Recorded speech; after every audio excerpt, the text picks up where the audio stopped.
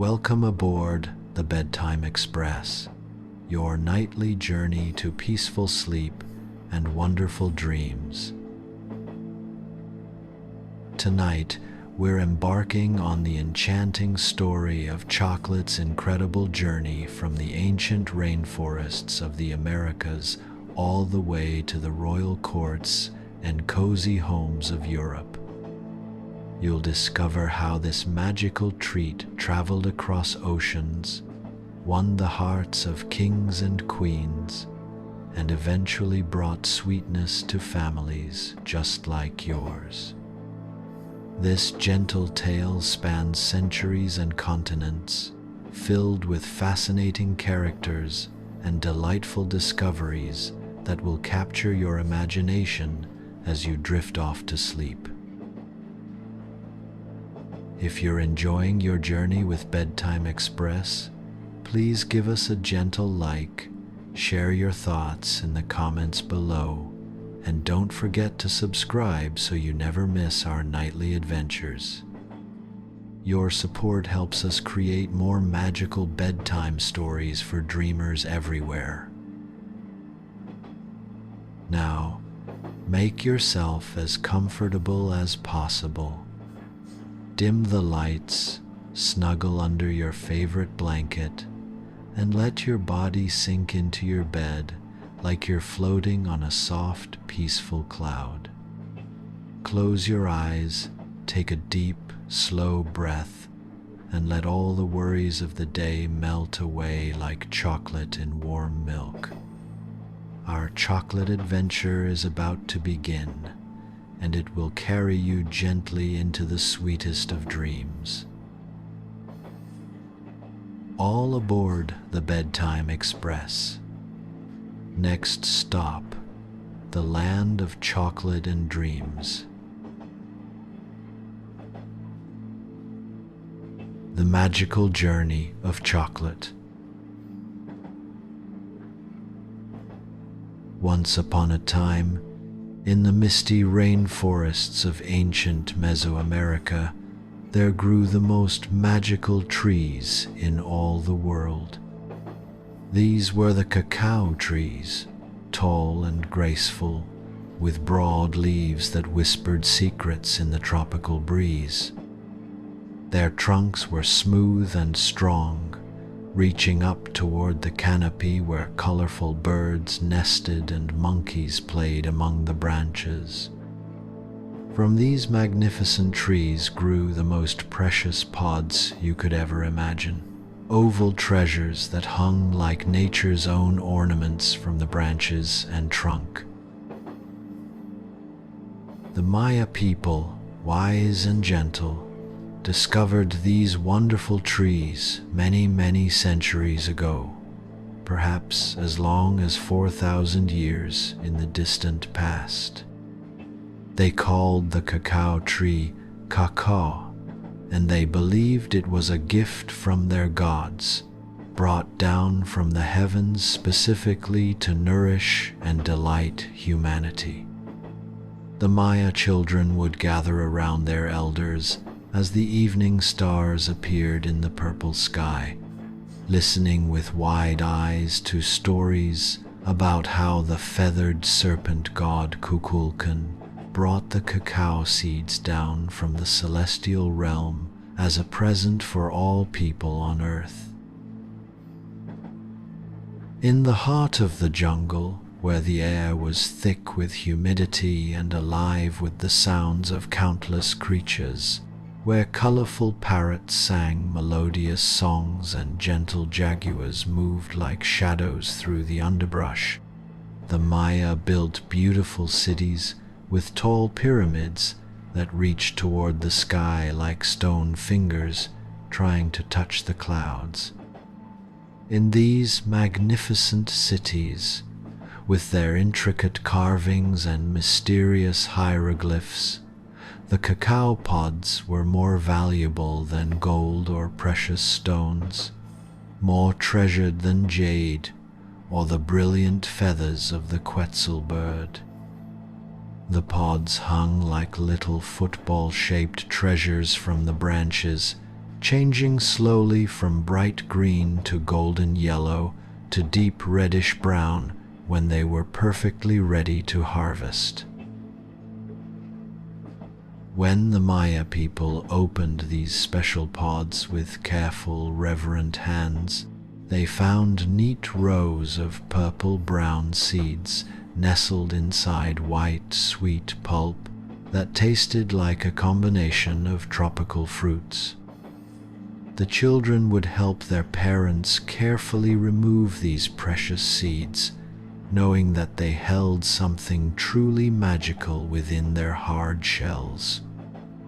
The seeds were naturally bitter, not sweet like the chocolate we know today, but the Maya had discovered through generations of experimentation that when they roasted them over gentle fires made from special aromatic woods, something absolutely wonderful happened to transform these humble seeds. The roasted seeds would fill the air with the most heavenly aroma, rich and deep and mysterious, unlike anything else in the natural world. The scent would drift through the Maya villages, drawing people from their homes and work to breathe in the intoxicating fragrance. The Maya would grind these roasted seeds on large flat stones called metates, using smaller stones called manos to crush and work them into a thick, dark paste that gleamed with natural oils. This grinding process was hard work that required strong arms and patience, often taking hours to achieve the perfect consistency. Then, they would mix this precious paste with water, carefully heated to just the right temperature, and add spices that grew in their tropical paradise.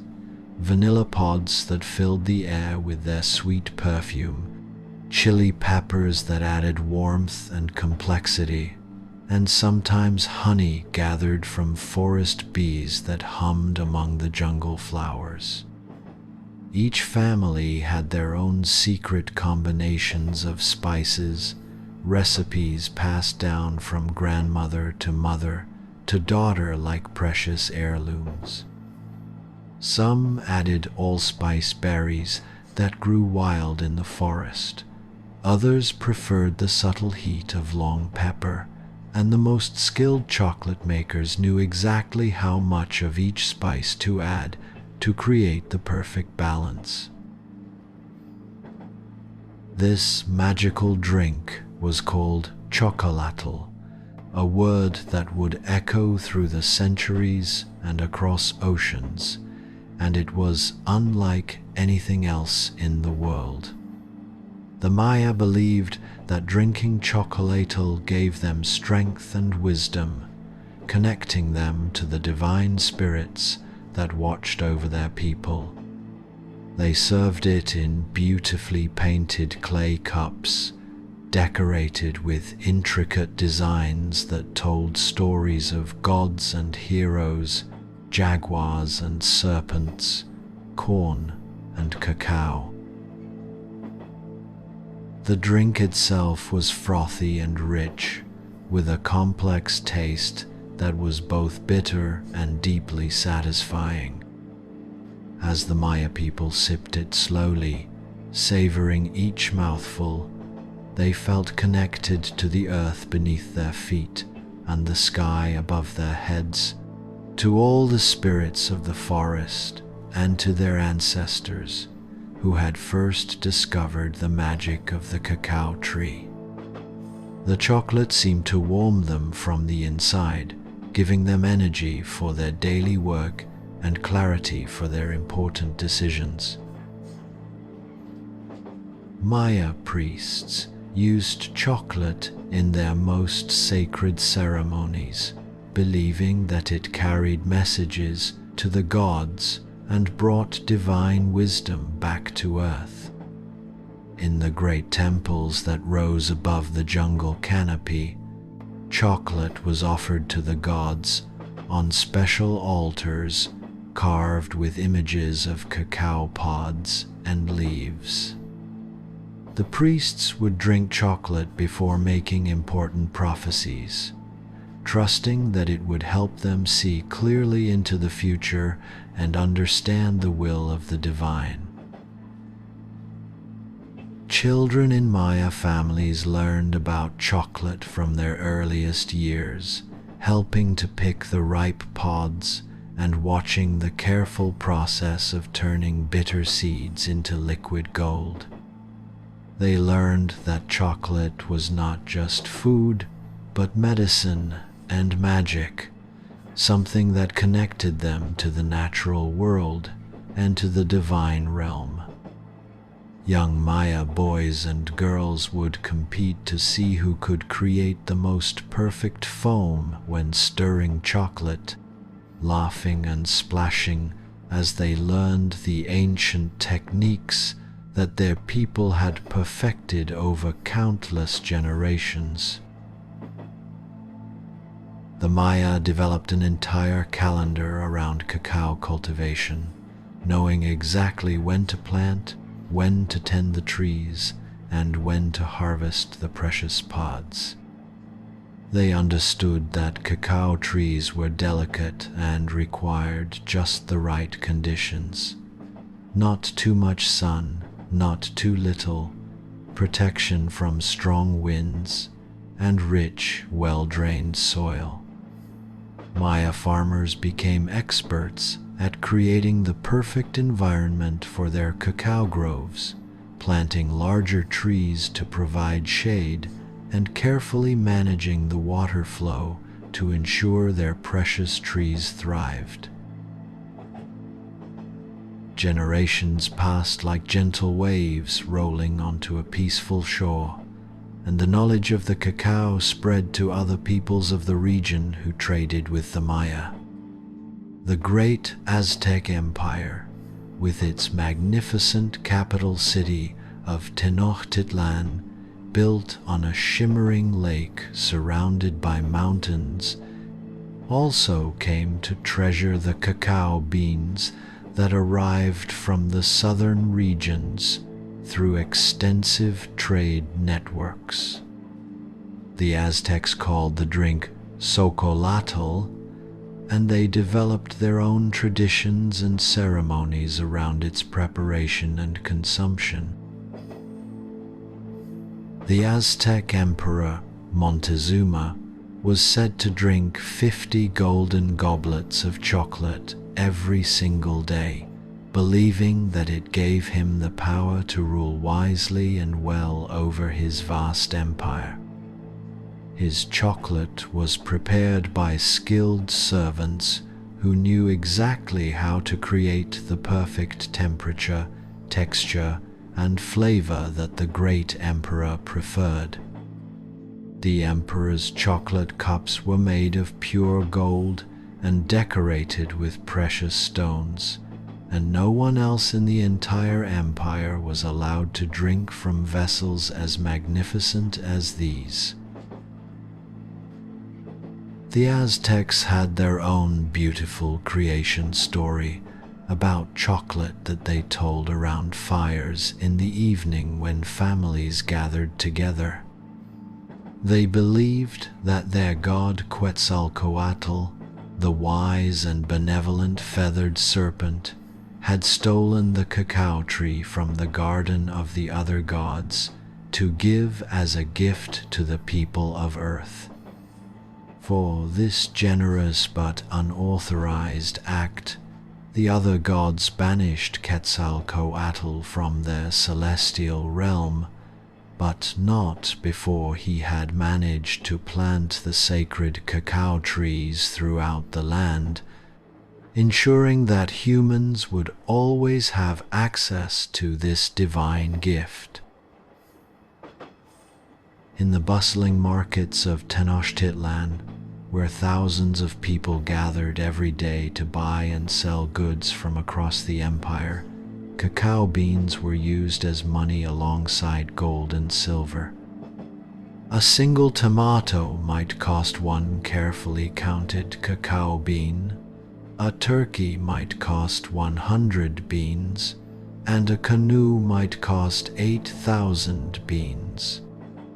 Children would help their parents count out the smooth, dark beans, learning mathematics through the currency of chocolate and understanding the value of each precious seed.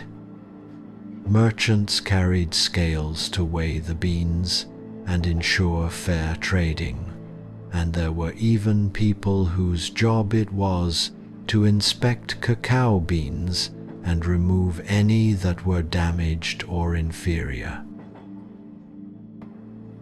The Aztec chocolate was different from the Maya version, reflecting their own tastes and the ingredients available in their highland empire. They often made it cold rather than hot, believing that cool chocolate was more refreshing in their warm climate.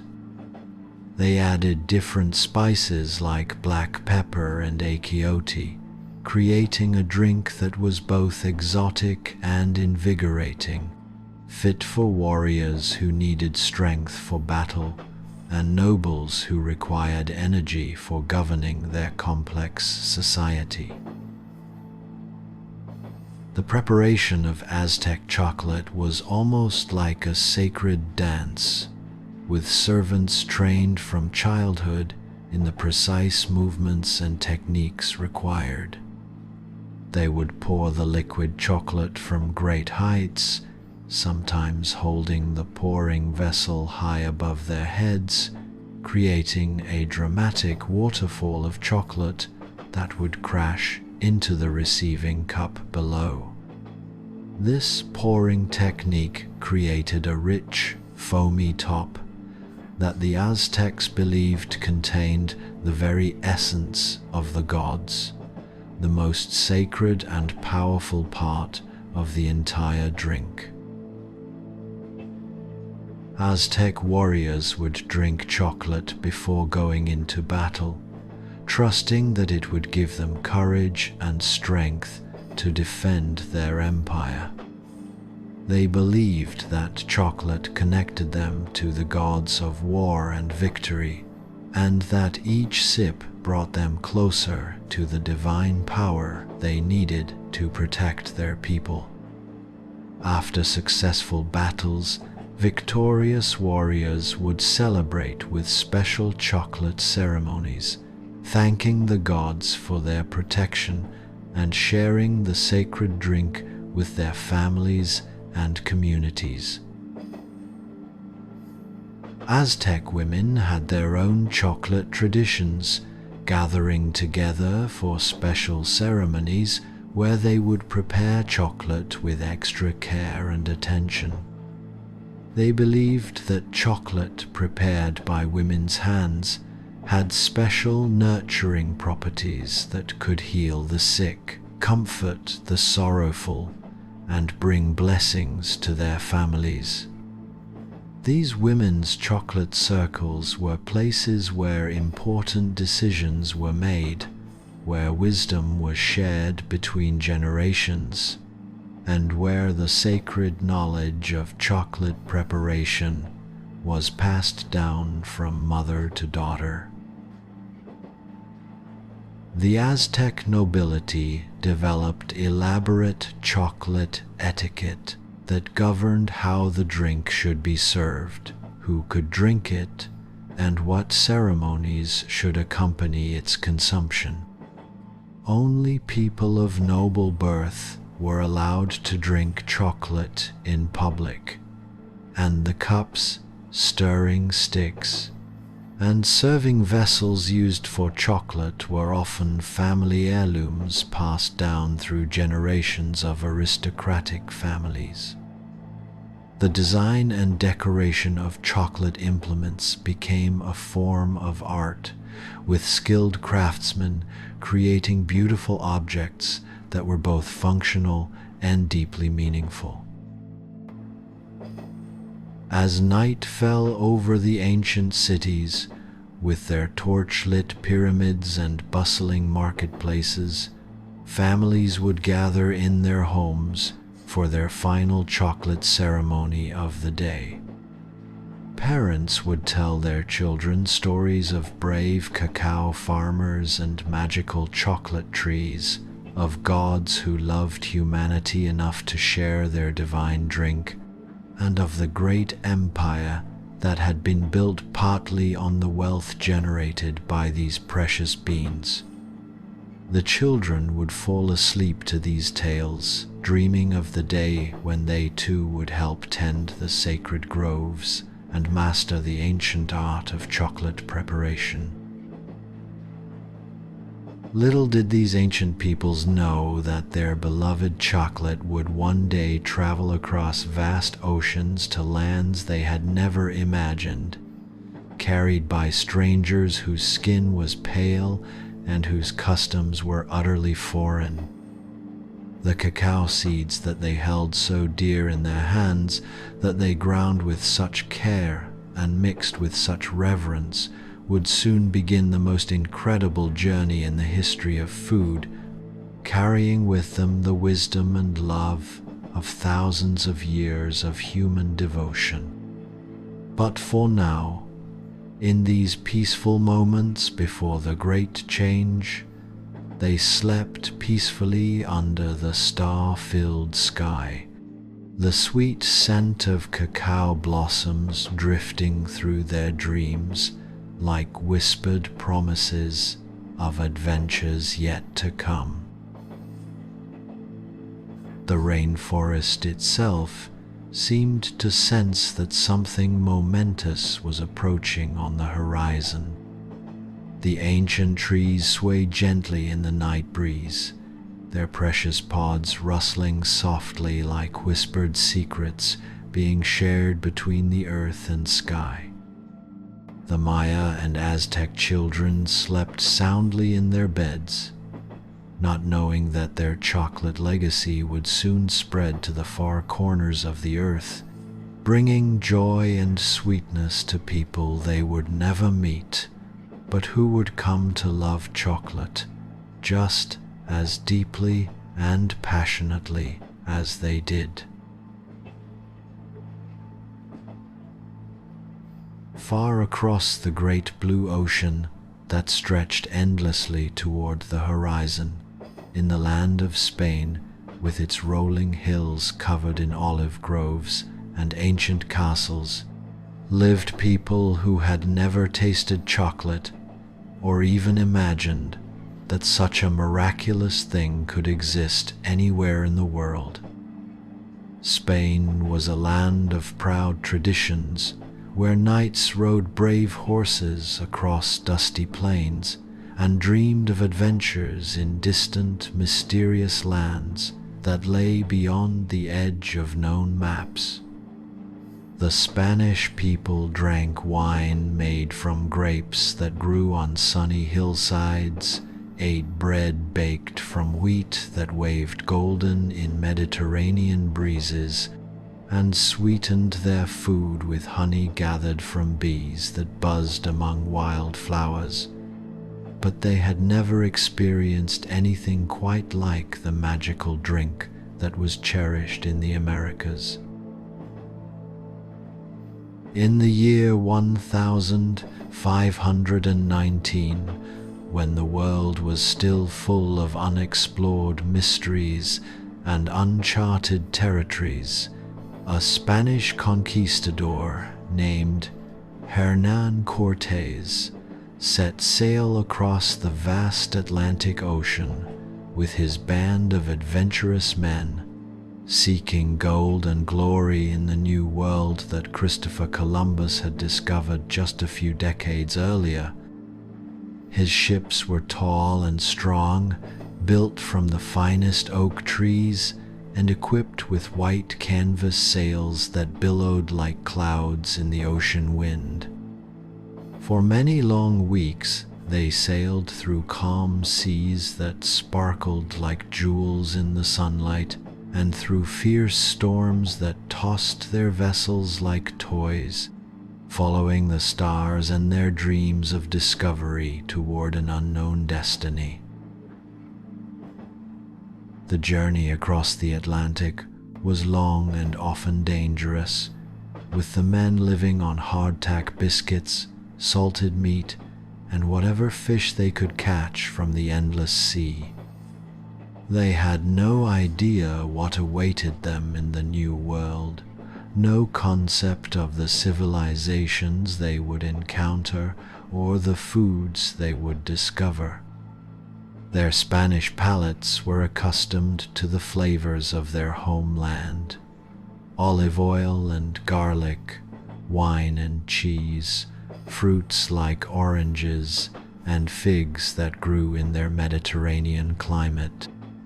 They could never have imagined the exotic tastes and strange new ingredients that would soon revolutionize not just their own diets, but the cuisine of all Europe.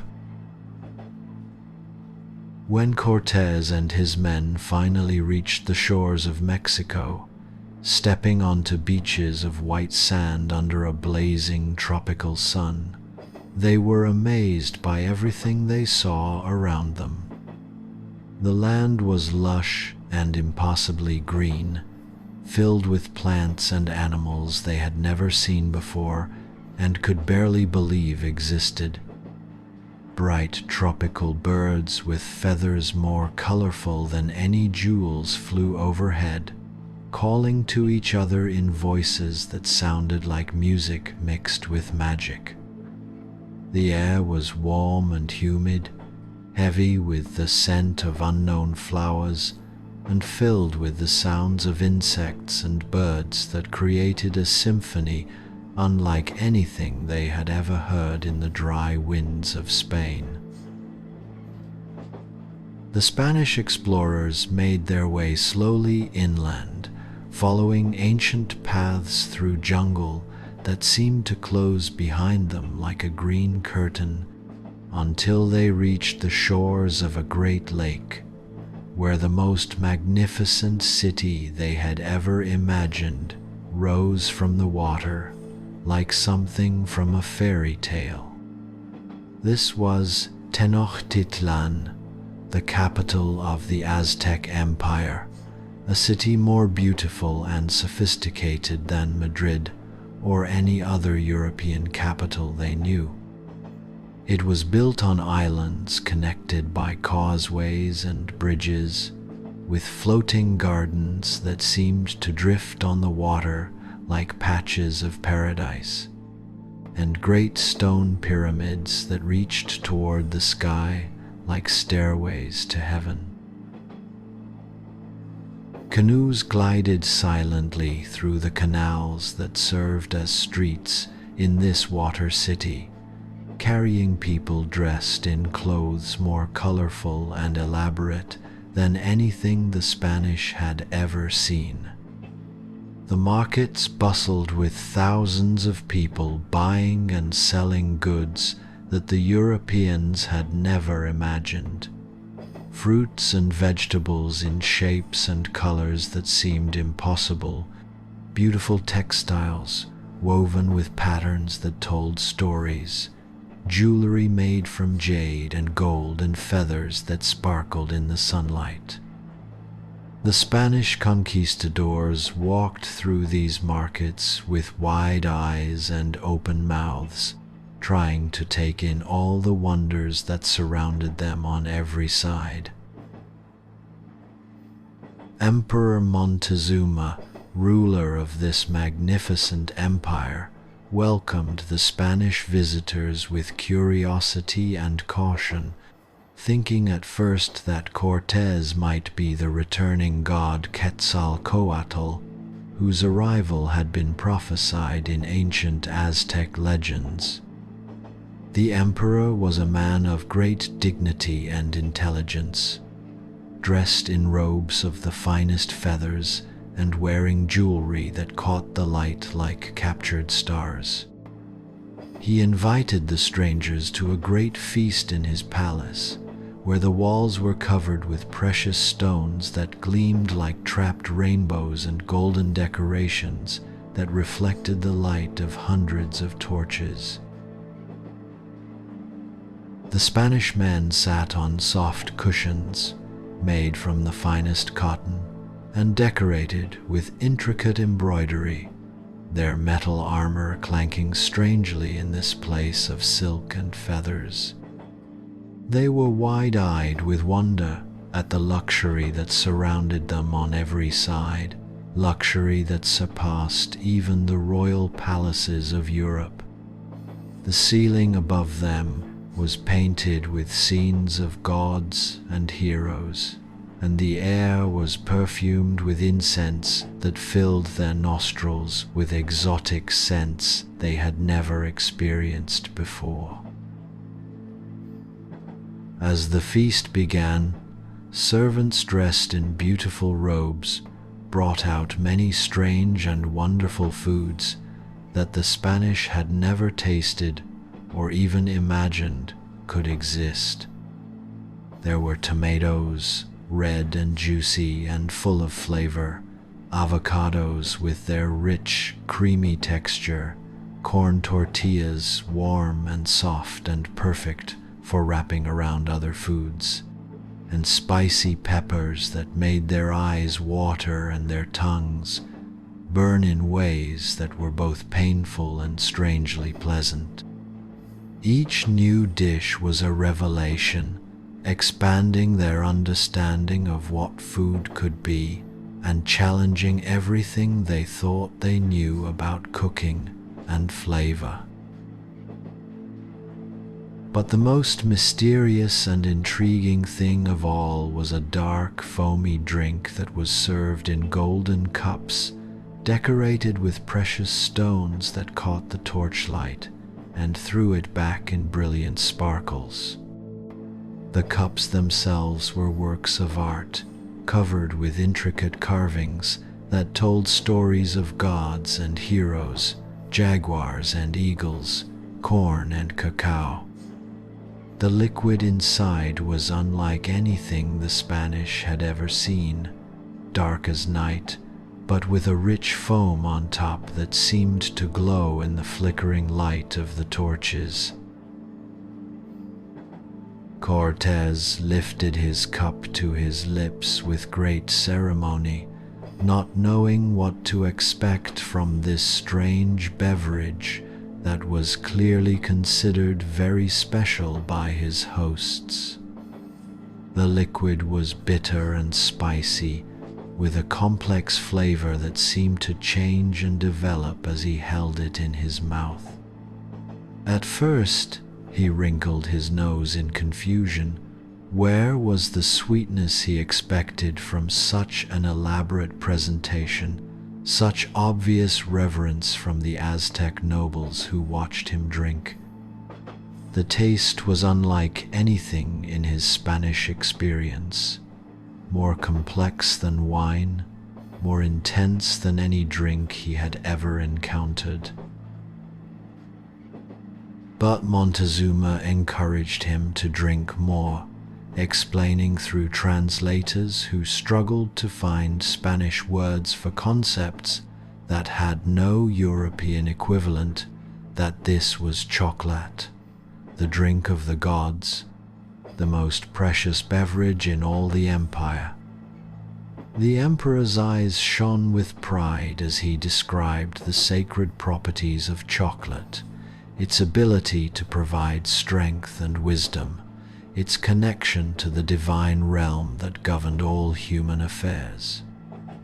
He told stories of how the gods had given chocolate to humanity as their greatest gift, more valuable than gold or silver, because it nourished both body and spirit. As Cortés continued to sip the strange beverage, something magical and unexpected happened. The rich, complex flavors began to make sense to his palate, and he felt a warm energy spreading through his body that was unlike anything he had experienced from wine or any other drink. The bitterness that had initially surprised him began to seem sophisticated and appealing, and he found himself craving another sip even before he had finished what was in his cup. The other Spanish conquistadors tried the drink too, and while some still found it too strange and bitter for their European tastes, others began to appreciate its unique flavor and the remarkable way it made them feel alert, energized, and somehow more alive.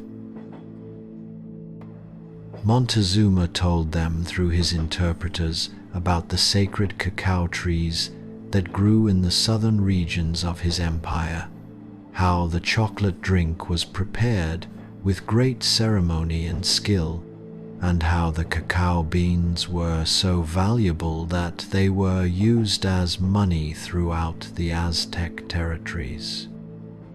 He explained that only the nobility were allowed to drink chocolate, that it was served at the most important religious ceremonies, and that the preparation of perfect chocolate required years of training and practice.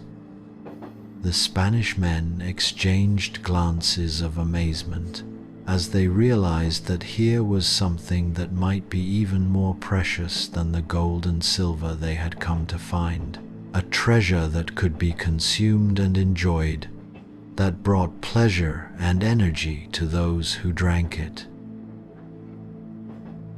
During their extended stay in Tenochtitlan, the Spanish learned more about the cultivation and preparation of cacao, watching with fascination as the complex process unfolded before their eyes. They saw how the cacao pods were carefully selected and opened, how the beans were removed and fermented, roasted and ground with great skill and patience. They watched in amazement as the Aztec women ground the roasted beans with stone tools called metates, creating the thick paste that would become chocolate through a process that seemed part cooking and part magic. The Spanish observed the careful ceremony of preparing the chocolate drink, noting how it was poured from great heights to create the precious foam that crowned each cup like a blessing from the gods. They learned about the different spices that could be added: vanilla that made the chocolate smell like heaven, chili peppers that added warmth and complexity, honey that brought sweetness to balance the natural bitterness of the cacao.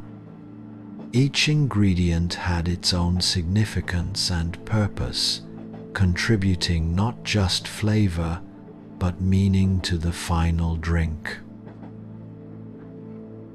Some of the Spanish soldiers began to develop a real taste for chocolate, especially when they discovered that adding a little honey or sugar made it more palatable to European sensibilities without destroying its essential character.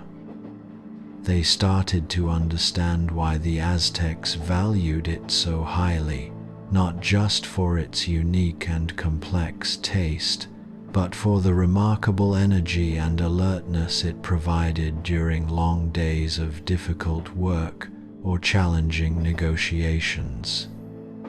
They found that chocolate could sustain them through activities that would normally leave them exhausted, and that it seemed to sharpen their minds and improve their ability to think clearly and make good decisions. But the peaceful introduction to chocolate and the friendly cultural exchange it represented was not destined to last for long. Political tensions began to arise between the Spanish visitors and their Aztec hosts, fueled by misunderstandings competing interests, and the unfortunate reality that the Spanish had come not just to trade and learn, but to conquer and claim this rich land for their own king and country. What had begun as a fascinating encounter between two very different civilizations gradually deteriorated into conflict and eventually into the tragic fall of the great Aztec Empire. Yet, even amidst the turmoil and tragedy of conquest, some of the conquistadors remained fascinated by the chocolate drink and determined to bring this remarkable knowledge back to Spain, where it could be shared with their own people.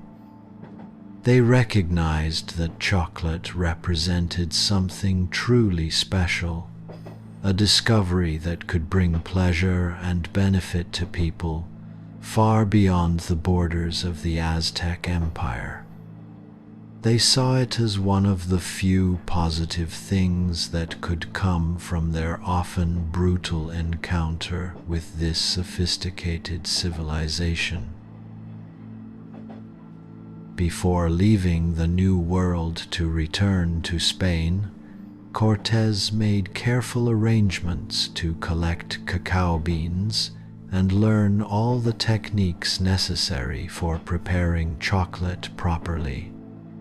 He watched intently as native cooks showed him how to roast the beans to exactly the right degree, how to grind them to the perfect consistency, and how to mix them with spices and liquid to create the drink that had so impressed him during his stay in Tenochtitlan.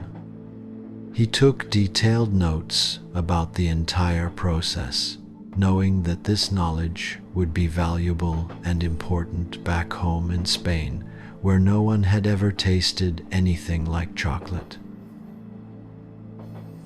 Cortés also made sure to acquire the proper tools and equipment needed for chocolate preparation: the stone metates for grinding, the wooden stirring sticks for creating foam, and the special pots and cups that were traditionally used for serving the drink.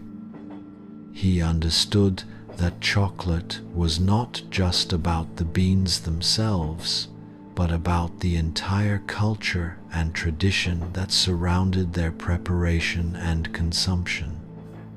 He wanted to bring back not just the raw materials, but the knowledge and understanding that would allow Spanish people to truly appreciate this remarkable gift from the New World.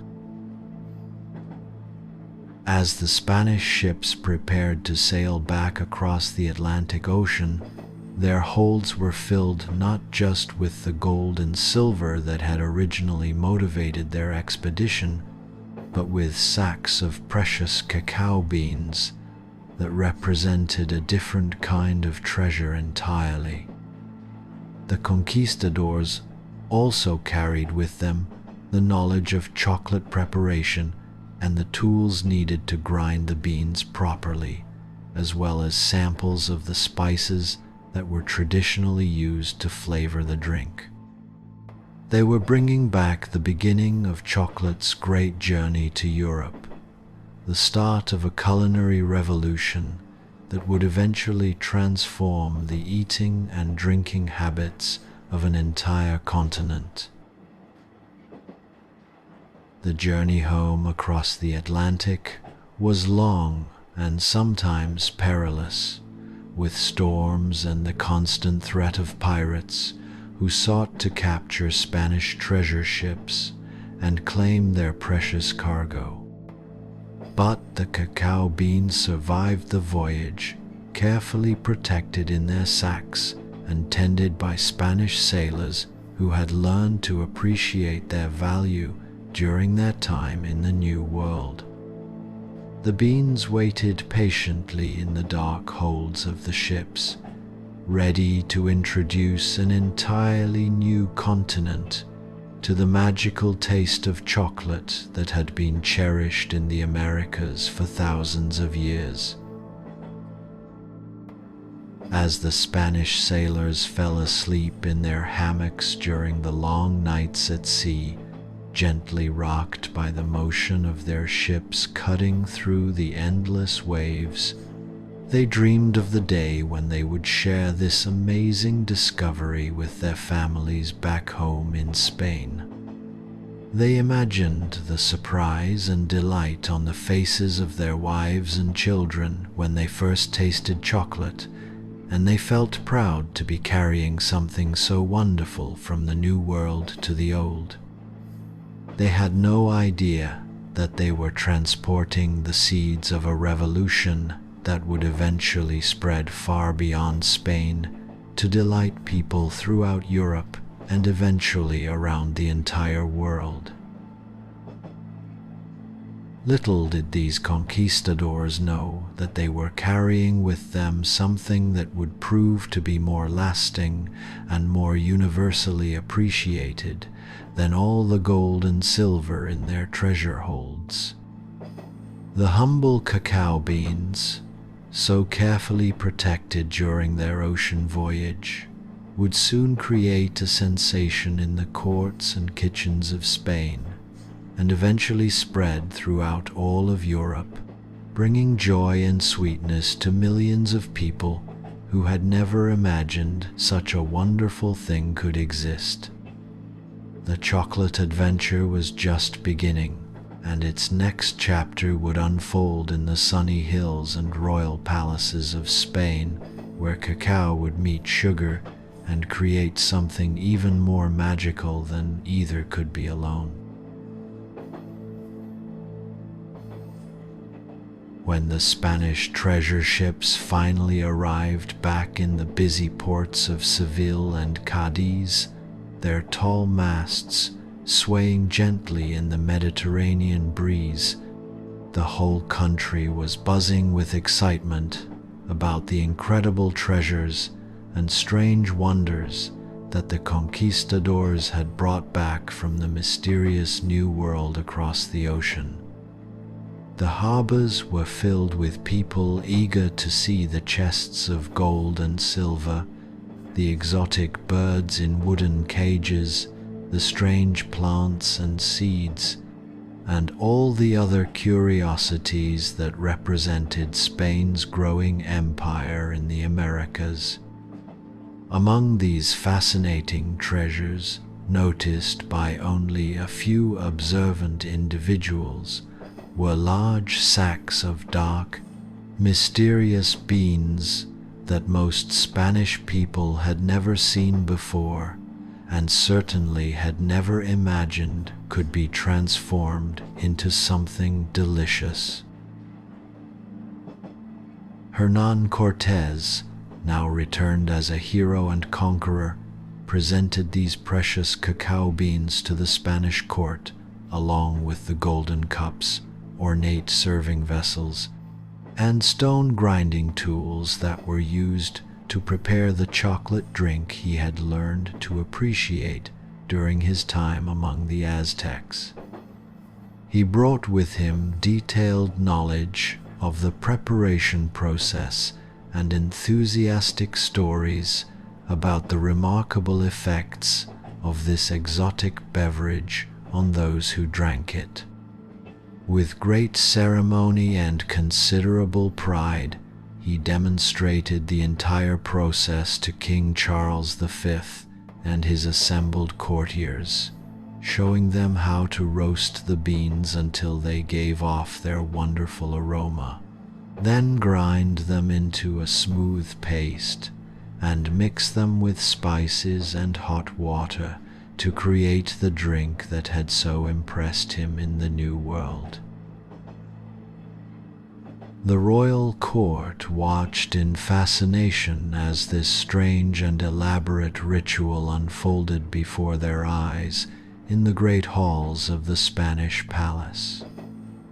The courtiers, dressed in their finest silks and velvets, observed with curiosity and some skepticism as Cortés carefully roasted the cacao beans, explaining how the heat transformed their natural bitterness into something more complex and appealing.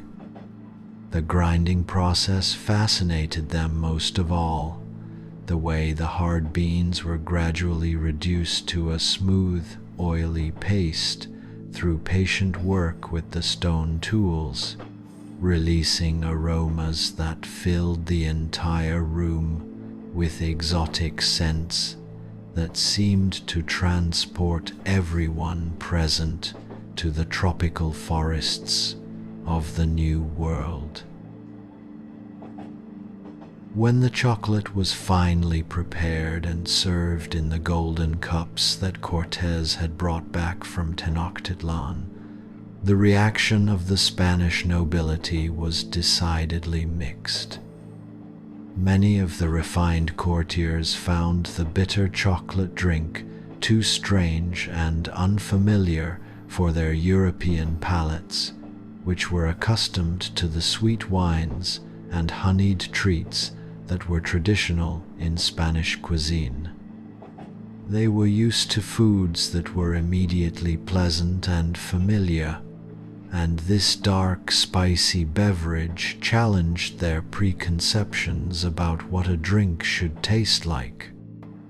Some made faces of distaste and set their golden cups aside after just a few sips, preferring to return to their familiar Spanish beverages rather than acquire a taste for this exotic import.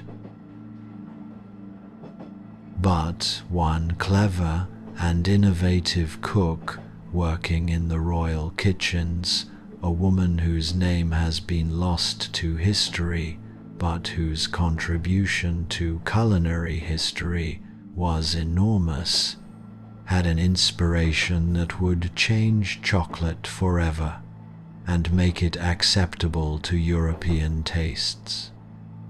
Instead of preparing the drink exactly as the Aztecs had done, with only the traditional spices and no sweetening, she decided to experiment by adding sugar, that precious white sweetness that Spain was beginning to import from its sugar plantations in the Caribbean colonies.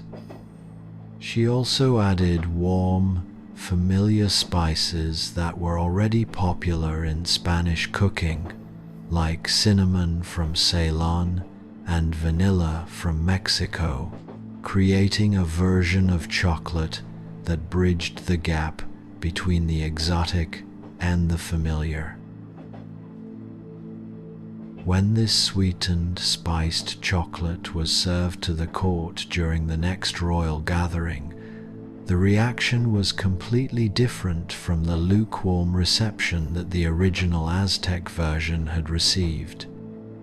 The bitter edge that had made the drink challenging to European palates was softened and balanced by the sugar, while the familiar spices made the entire experience more appealing and accessible to people who had grown up with European flavors. Suddenly, the same courtiers who had rejected the original chocolate were asking for second and third cups, marveling at this delicious new beverage that was both exotic enough to be exciting and familiar enough to be truly enjoyable. Word of this wonderful drink spread quickly through the interconnected networks of Spanish nobility, carried from palace to palace by visiting dignitaries and traveling courtiers who had experienced the new chocolate and wanted to share their discovery with friends and family. Ladies of the court began to request chocolate at their afternoon gatherings, sipping it from delicate porcelain cups while they gossiped about politics and romance, shared news from other courts, and played the elaborate card games that were popular among the aristocracy. Gentlemen discovered that chocolate made an excellent morning drink, providing them with energy and alertness for the demanding activities of court life, diplomatic negotiations, and the management of their estates and business interests. Even the children of noble families, initially suspicious of this dark and unfamiliar drink, began to beg their parents for just a taste of the magical sweet beverage that the adults enjoyed with such obvious pleasure. Parents found that a small cup of sweetened chocolate could calm a fussy child or provide energy for young people who were studying with private tutors or learning the complex social skills required of their elevated station in Spanish society. Spanish monks, who had always been deeply interested in new foods and medicines that might benefit their communities and further their understanding of God's creation, became some of chocolate's most enthusiastic champions and skilled practitioners.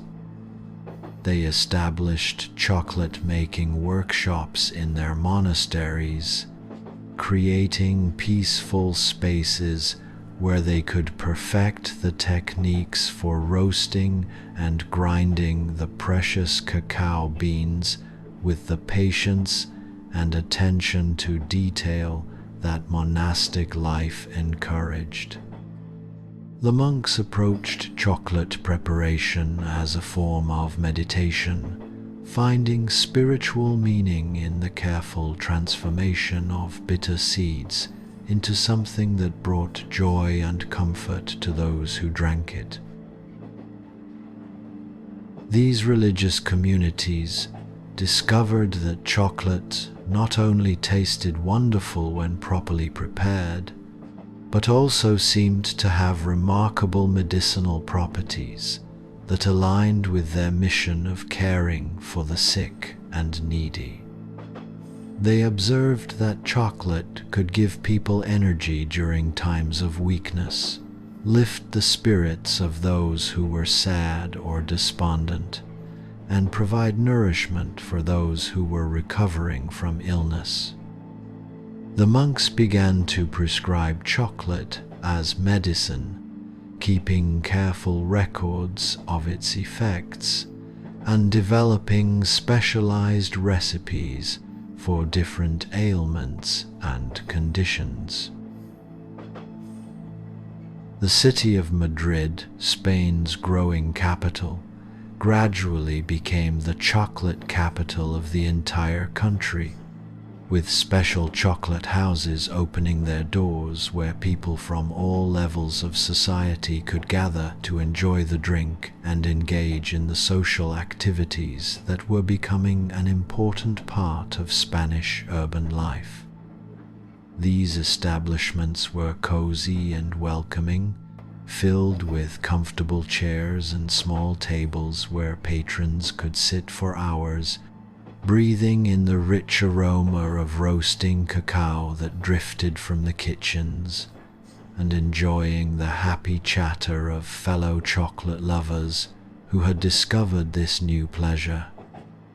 Musicians would often play gentle melodies on guitars and other instruments, while patrons sipped their chocolate and nibbled on sweet pastries that had been specially created to complement the rich, complex flavors of the drink.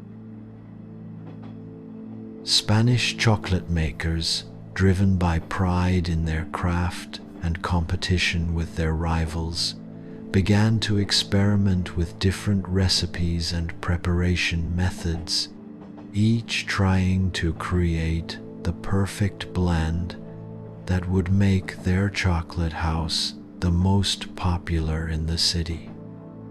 Some added orange peel for a bright, citrusy note that provided a pleasant contrast to the rich earthiness of the chocolate. Others preferred the warm, exotic taste of nutmeg, or the delicate sweetness of cardamom that had been imported from distant Asian spice markets. Each chocolate maker developed their own closely guarded secret recipes, passed down from master to apprentice like precious family heirlooms, with ingredients and proportions that were jealously protected from competitors who might try to copy their success. The preparation of chocolate gradually became an elaborate art form in wealthy Spanish households, with families investing in beautiful equipment and developing their own daily rituals around the consumption of this precious drink. Special wooden stirrers called molinillos were carved by skilled craftsmen with intricate patterns and designs that were both functional and decorative, and the ritual of whipping the chocolate to create the perfect foam became a daily ceremony that marked important moments in family life. Servants in grand houses would spend long minutes stirring and whisking the chocolate with these beautiful tools, creating the light, airy texture that Spanish chocolate lovers demanded, and that was considered the mark of properly prepared chocolate. Children in Spanish families of all social classes gradually grew up with the comforting ritual of morning chocolate, becoming as natural and expected as sunrise itself. They would wake to the familiar sound of their mothers or servants grinding cacao beans in the kitchen, and the smell of chocolate warming on the stove would draw them from their beds like a sweet, invisible rope that connected them to the warmth and love of their families. Many Spanish children received their first taste of chocolate on their naming day or saint's day, and the drink became closely associated with celebration, family love, and the marking of important milestones in their young lives. Spanish colonial administrators and ambitious merchants quickly realized that chocolate represented an enormous commercial opportunity that could generate tremendous profits for those wise enough to invest in the trade. They worked diligently to establish new cacao plantations in other Spanish colonies throughout the Americas, bringing seeds and expertise to places like Venezuela, Ecuador, and the Philippines, where the climate and soil conditions might support the cultivation of these valuable trees. Ships began to sail regularly between the Americas and Spain, their holds carefully packed with sacks of precious cacao beans that would be transformed into liquid gold in Spanish kitchens and chocolate houses, creating a trade network that spanned oceans and continents. The chocolate trade became such an important part of Spain's colonial economy that special laws and regulations were created to govern the import, processing, and sale of cacao beans. Tax collectors learned to assess the value of chocolate shipments, and customs officials became expert at detecting attempts to smuggle cacao beans without paying the required duties to the Spanish crown.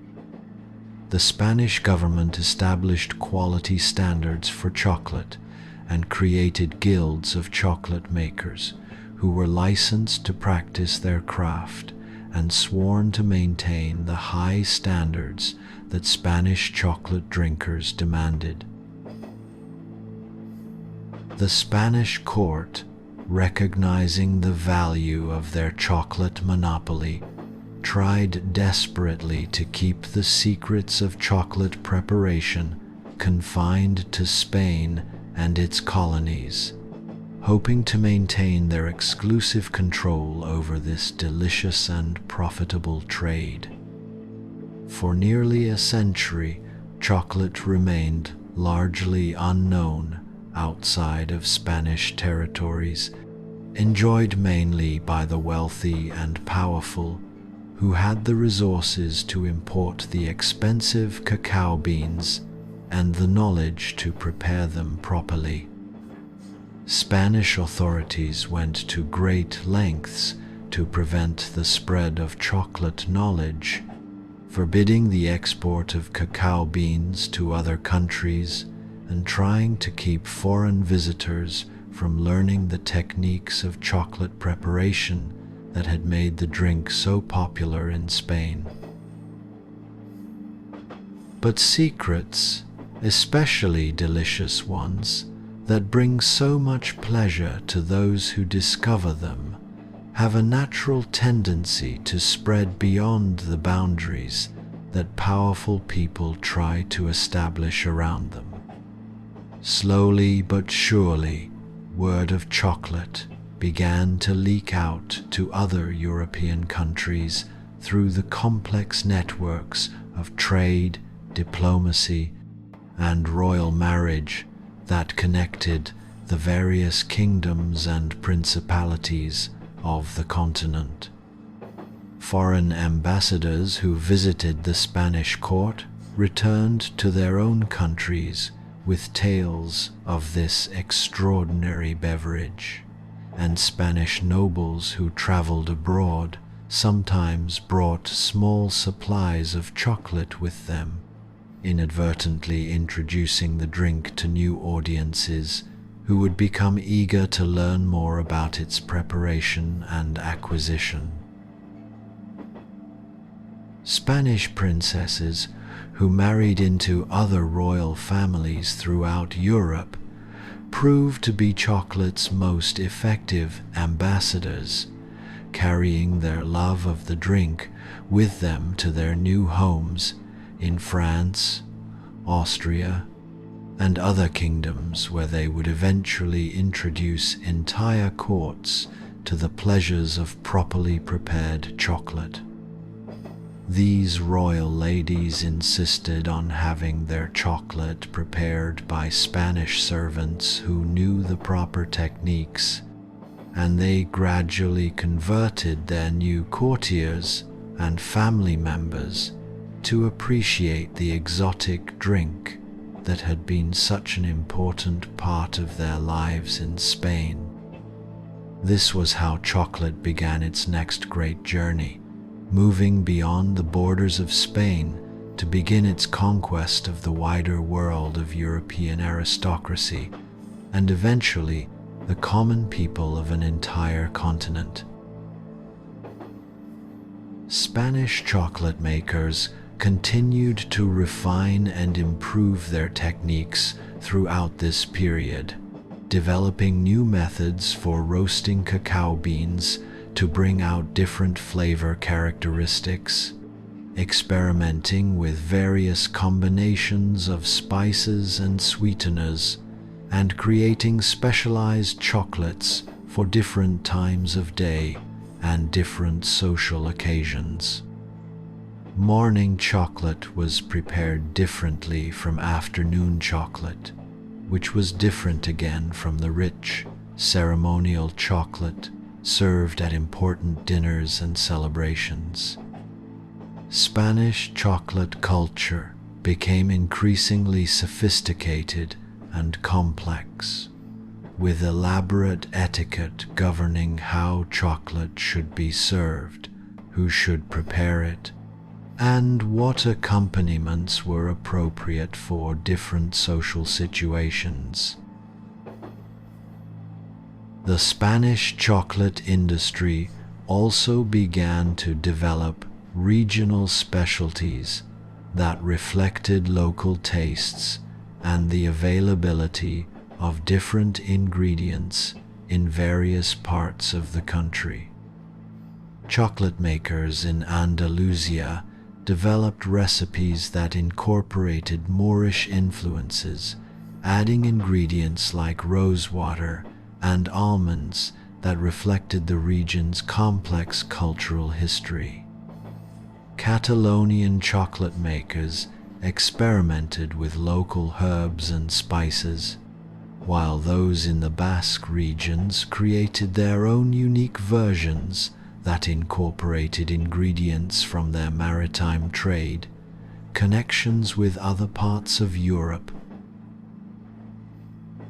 As evening fell over the Spanish cities, with their narrow streets and ancient buildings glowing golden in the light of oil lamps and candles, families would gather for their final cup of chocolate of the day, a ritual that had become as important to Spanish family life as the evening meal itself. Parents would tell their children stories of the brave conquistadors who had discovered this wonderful drink in far-off lands across the ocean, tales of Aztec emperors and golden cups, of ships that sailed through storms to bring cacao beans back to Spain. The children would fall asleep to these stories, dreaming of cacao trees growing in tropical forests and golden cities built on lakes, while the sweet aroma of chocolate lingered in their dreams like a promise of tomorrow's pleasures. The stage was now perfectly set for chocolate's grand entrance into the rest of Europe, where it would continue to evolve and enchant people in ways that the Spanish could never have fully imagined when they first brought those precious cacao beans back from the New World. The little seeds that had traveled so far from their forest home in the Americas were about to embark on the next chapter of their amazing journey, carrying with them not just the flavors and traditions of their ancient origins, but also the innovations and improvements that Spanish chocolate makers had developed during their century of exclusive enjoyment of this remarkable gift from across the ocean. As Spanish princesses prepared for their royal marriages to kings and princes throughout Europe, they packed their most precious possessions into elaborate trunks and traveling cases.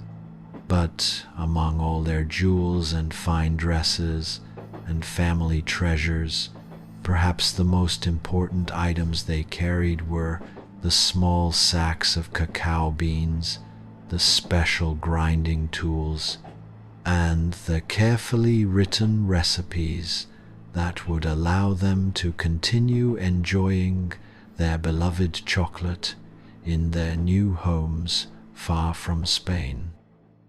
Like gentle ambassadors of sweetness and joy, these royal ladies were about to carry chocolate's message of delight to courts throughout the continent, unknowingly beginning one of the most delicious conquests in all of human history. What followed would be a slow but irresistible campaign that would eventually win the hearts of European nobility and transform the eating and drinking habits of an entire continent.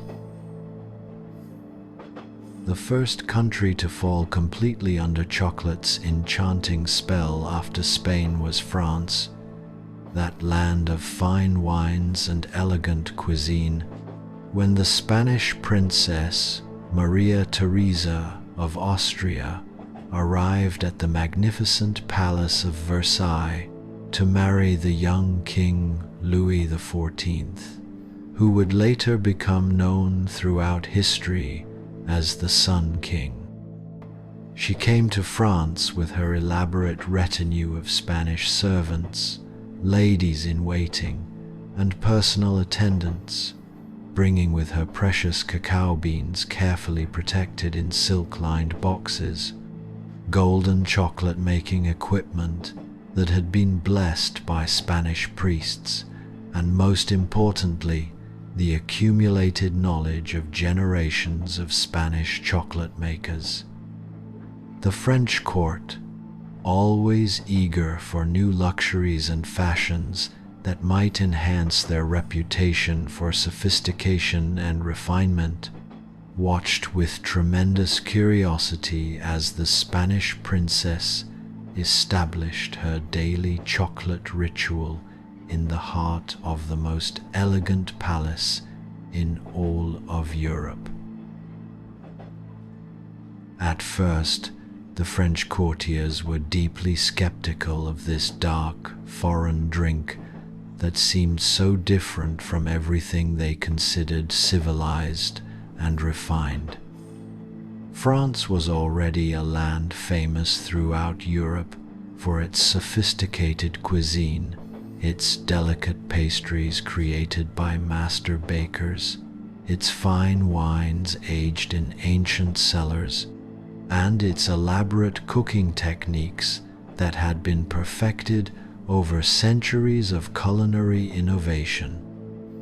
The French nobles prided themselves on their discriminating taste and their ability to appreciate the finest and most subtle flavors. So they approached this strange Spanish beverage with considerable doubt about whether it could possibly meet their exacting standards. But when the skeptical French courtiers finally tasted the princess's sweet, carefully spiced chocolate, prepared exactly as she had learned in the Spanish court, with the perfect balance of cacao, sugar, vanilla, and cinnamon, their resistance melted away like morning mist before the rising sun. The complexity and richness of the properly prepared chocolate impressed even these sophisticated palates, and they began to understand why the Spanish nobility had guarded this secret so carefully for so many decades. The drink was unlike anything in their experience, more complex than wine, more satisfying than any pastry, more energizing than coffee, and more comforting than warm milk on a cold winter day. King Louis XIV himself became one of chocolate's most devoted champions and enthusiastic converts, declaring with typical royal confidence that chocolate was indeed the perfect drink for a king who appreciated the finest things in life. He established a new position in his court, royal chocolate maker to His Majesty, and soon the palace of Versailles was filled every morning with the heavenly aroma of roasting cacao beans as the royal chocolate was prepared with the Poland's as the royal chocolate. Same ceremony and attention to detail that was given to every other aspect of court life. The king would receive his chocolate in bed each morning, served in the finest porcelain cups that had been specially commissioned from the royal pottery works and painted with golden lilies, the symbol of French royalty. French chocolate makers, being naturally inventive and always eager to improve upon foreign innovations, began to experiment with new flavors and preparation methods that would make chocolate distinctly French rather than merely a Spanish import. They added delicate flower essences like rose water and violet syrup, creating chocolate drinks that tasted like springtime gardens and seemed to capture the essence of French romance and refinement. They also began to serve chocolate not just as a drink, but as a thick, pudding-like dessert that could be eaten with silver spoons from crystal bowls, often garnished with candied fruits, chopped nuts, or delicate wafers that had been baked specifically to complement the rich chocolate flavor. The ladies of the French court, always leaders in fashion and social innovation, transformed chocolate drinking into an elaborate social ritual that became one of the most important and anticipated events of their daily routine. They would gather in the Queen's private chambers each afternoon, dressed in their finest silks and laces, their hair arranged in the latest styles and decorated with ribbons and jewels, to sip chocolate from delicate cups while they shared the latest palace gossip, discussed the newest fashions from Paris, and planned the evening's entertainment. Special chocolate services were commissioned from the finest porcelain makers in all of France, with cups so delicate they seemed to be made of eggshells and decorated with miniature paintings of cherubs, flowers, and pastoral scenes that reflected the refined taste of their aristocratic users. From France, chocolate's growing reputation spread like ripples on a pond to other European courts through the intricate network of royal marriages, diplomatic visits, and aristocratic correspondence that connected the ruling families of the continent. When foreign ambassadors visited Versailles on official business, they were always served chocolate as a mark of special honor and royal favor, and they returned to their own countries with enthusiastic tales of this extraordinary beverage that had so impressed them during their stay at the French court. Soon, royal courts throughout Europe were sending urgent requests to their agents in Spain and France, desperately trying to acquire their own chocolate masters and their own reliable supplies of precious cacao beans that would allow them to participate in this fashionable new trend. In Austria, the Empress Maria Theresa, not to be confused with the Spanish princess who had introduced chocolate to France, became so passionately fond of chocolate that she had a special chocolate room built in her magnificent palace in Vienna. The walls of this unique chamber were painted with elaborate scenes of cacao trees growing in tropical forests, exotic birds flying through jungle canopies, and native people harvesting the precious pods that would become chocolate.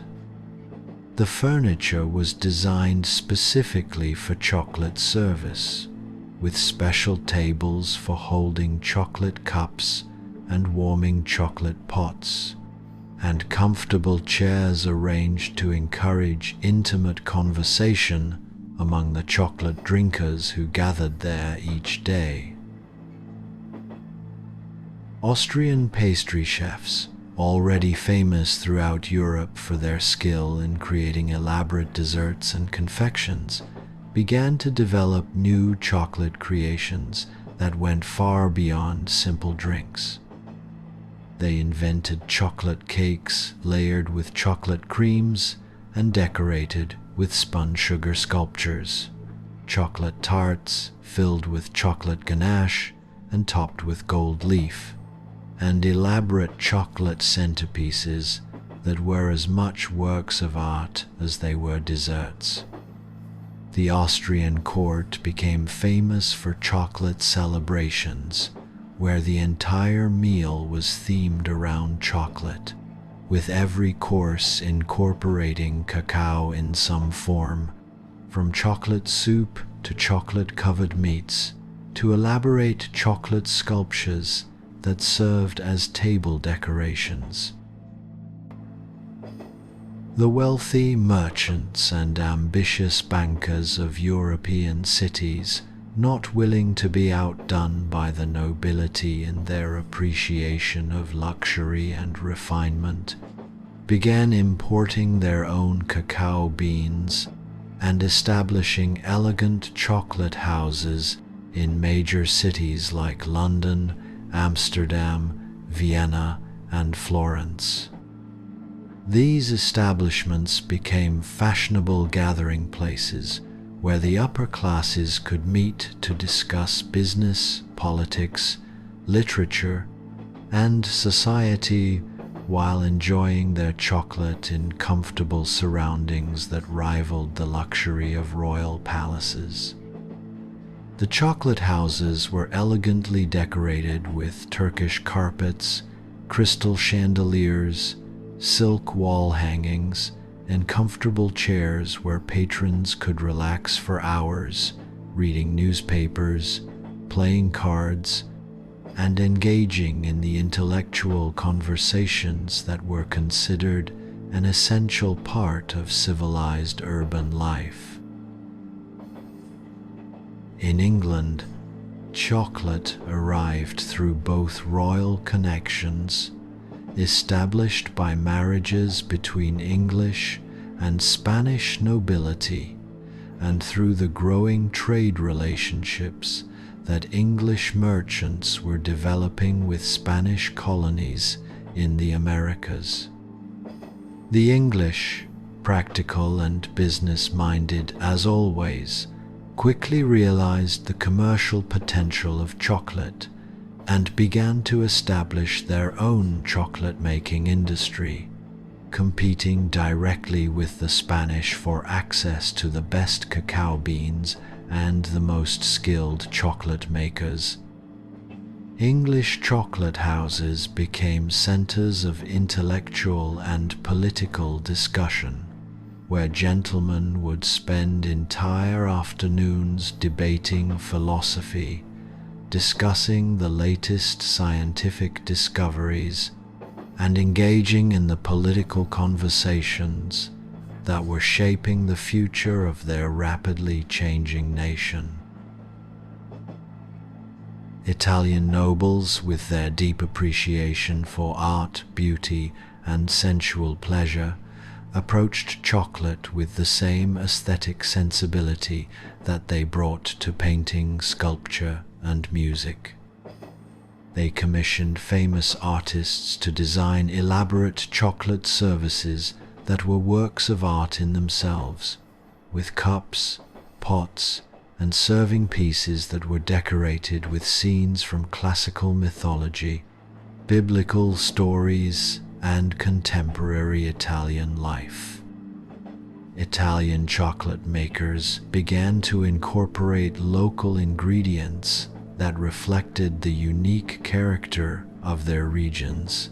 Hazelnuts from Piedmont that added richness and complexity, honey from Tuscany that provided delicate sweetness, and amaretto from various Italian regions that gave their chocolate a distinctive almond flavor that became uniquely and recognizably Italian.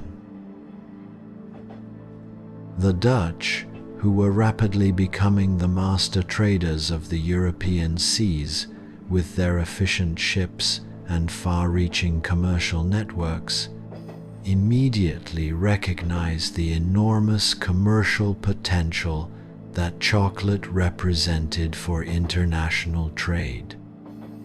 Dutch merchants and ship captains began to establish their own cacao plantations in tropical colonies around the world, bringing seeds, expertise, and investment capital to places like Java, Ceylon, and various Caribbean islands where the climate and soil conditions might support the cultivation of these valuable trees. Dutch ships began to sail the world's oceans with a new purpose, bringing back the finest cacao beans from different regions and allowing European chocolate makers to experiment with beans that had subtly different flavor profiles depending on the soil, climate, and cultivation methods used in their production. European scientists and doctors, always curious about new substances that might affect human health and well-being, began to conduct careful studies of chocolate and its effects on the human body and mind. They observed that chocolate contained substances that could reliably lift the spirits of melancholy individuals, provide sustained energy during periods of intense work or study, and even seem to improve mental clarity and concentration in those who consumed it regularly. Medical practitioners began to prescribe chocolate as treatment for various ailments and conditions, and apothecaries throughout Europe began selling specialized chocolate preparations that were marketed as treatments for everything from depression and fatigue to digestive problems and general weakness. As chocolate became increasingly popular throughout European high society, the methods and techniques of preparation continued to evolve and improve through the efforts of countless innovators and perfectionists. European inventors created new tools and machines designed to make chocolate preparation easier, more efficient, and more consistent, developing better grinding methods that produced smoother textures, improved heating techniques that prevented burning or scorching, and beautiful serving pieces that enhanced the entire chocolate drinking experience. Each country developed its own distinctive style of chocolate preparation and service, reflecting local tastes, available ingredients, and cultural preferences that made European chocolate culture increasingly diverse and sophisticated. The demand for chocolate grew so tremendously throughout Europe that the various European powers began to compete fiercely for control of cacao-producing regions in the Americas and other tropical areas where these valuable trees could be cultivated. Ships loaded with precious cacao beans became prizes worth fighting for, and the control of chocolate trade routes became a matter of national importance that influenced diplomatic relationships, military strategies, and economic policies throughout the continent. The little cacao beans that had once grown peacefully in American rainforests, tended by indigenous peoples who considered them sacred gifts from the gods, had become one of the most sought-after and politically important commodities in the entire world. European children of wealthy families gradually grew up with chocolate as a completely normal and expected part of their daily lives, quite different from their parents and grandparents who had discovered chocolate as adults and retained a sense of wonder about its exotic origins and remarkable properties. These young people couldn't imagine a world without chocolate any more than they could imagine a world without bread or milk, and they would grow up to pass their casual acceptance of chocolate onto their own children, ensuring that chocolate's place in European culture was secure and permanent for generations to come. Chocolate had completed its transformation from exotic curiosity to essential element of civilized European life. As night fell over the great cities and magnificent palaces of Europe, from Madrid to Vienna, from Paris to London, the aroma of chocolate lingered in elegant drawing rooms and royal chambers where the day's final cups were being savored by contented aristocrats. Noble ladies would retire to their private chambers with one last cup of perfectly prepared chocolate, and children throughout the continent would drift off to sleep, dreaming of chocolate forests, golden cups, and magical cacao trees that grew in distant lands across the ocean.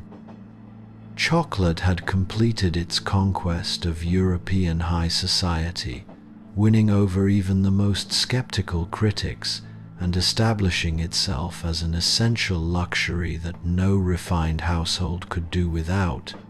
But its journey was far from over. Soon it would begin to reach ordinary people and change their lives in ways that would prove even more remarkable and transformative. As the 18th and 19th centuries dawned across Europe like a gentle sunrise promising new possibilities and discoveries, chocolate began its most magical and important transformation yet. The gradual change from an exclusive luxury enjoyed only by kings and queens, nobles and wealthy merchants, to a beloved treat that could bring joy and sweetness to ordinary families living in small towns and city neighborhoods throughout the continent. This remarkable change didn't happen overnight, like a fairy tale transformation, but slowly and sweetly, like chocolate melting in warm milk on a winter morning. Chocolate found its way into the hearts and homes of people from all walks of life, carrying with it the promise that life's sweetest pleasures shouldn't be reserved only for those born into wealth and privilege. The first crucial step in chocolate's democratization came from the brilliant minds of clever inventors and ambitious entrepreneurs who dedicated themselves to solving the complex puzzle of how to make chocolate production faster, easier, and much less expensive than the traditional hand-grinding methods that had been used for centuries. In the workshops and early factories that were beginning to spring up across Europe during the Industrial Revolution, ingenious inventors worked day and night with the passion of alchemists, trying to discover mechanical solutions that could replace the slow, labor-intensive processes that had kept chocolate expensive and rare. The rhythmic sound of steam-powered chocolate mills gradually began to replace the ancient rhythm of hand grinding, and this new mechanical music became a symbol of progress and hope in industrial cities throughout Europe. In 1828, a Dutch chemist named Conrad van Houten made a discovery in his Amsterdam laboratory that would change chocolate forever and open the door for millions of ordinary people to enjoy this precious treat. Working with careful scientific precision and endless patience, he found a way to remove much of the cocoa butter from chocolate through a process of pressing and filtering, creating a fine powder that could be mixed easily with milk or water to make a smooth, light chocolate drink that was much less expensive to produce than traditional chocolate.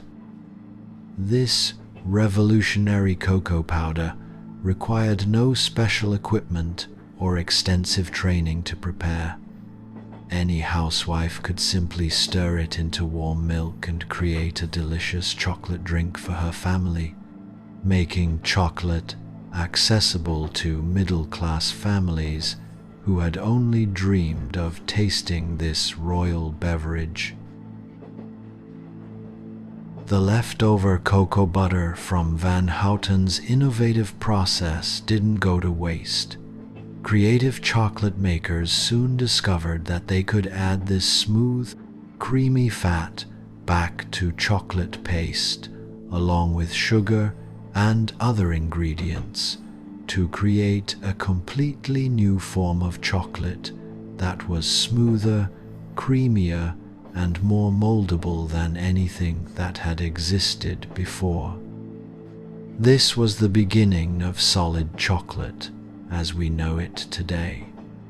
Chocolate that could be shaped into bars, molded into decorative forms, and eaten directly without any preparation or special equipment. This innovation marked the start of chocolate's transformation from primarily a drink into the candy bars, chocolate treats, and confections that children around the world would come to love and treasure. English Quaker families, known throughout Europe for their business acumen, their commitment to social justice, and their belief that commercial success should benefit entire communities rather than just wealthy owners, became pioneers in the movement to make chocolate available to ordinary working people. The Cadbury family, the Frys, and later the Roundtrees established chocolate factories that not only produced affordable, high-quality chocolate for the growing middle class, but also created good jobs with fair wages for working-class families who had previously had few opportunities for steady, well-paid employment. These Quaker chocolate makers sincerely believed that chocolate could be a positive force for good in the world, bringing pleasure, nutrition, and even a touch of luxury to people whose hard-working lives contained little comfort or indulgence. The Cadbury factory in Birmingham became like a chocolate wonderland that captured the imagination of everyone who saw it, a place where workers arrived each morning to the heavenly smell of roasting cacao beans drifting through the industrial district like a promise of sweetness in a world that was often harsh and difficult. The Cadbury family, driven by their Quaker principles of social responsibility and community care, built a model village called Bourneville around their factory, creating comfortable homes with gardens for their workers and their families, schools for the children, and recreational facilities that provided opportunities for education and enjoyment that were rare in industrial England.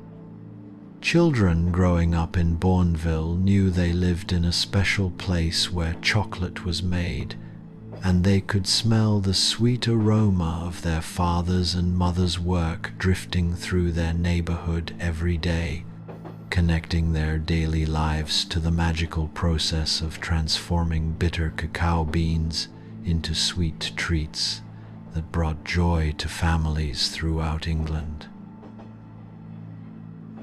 Swiss chocolate makers, living in a country that had already developed a worldwide reputation for precision, quality, and attention to detail in everything from watchmaking to banking, began to apply these same principles to chocolate production, creating chocolate that was smoother, creamier, and more refined than any that had been made before anywhere in the world.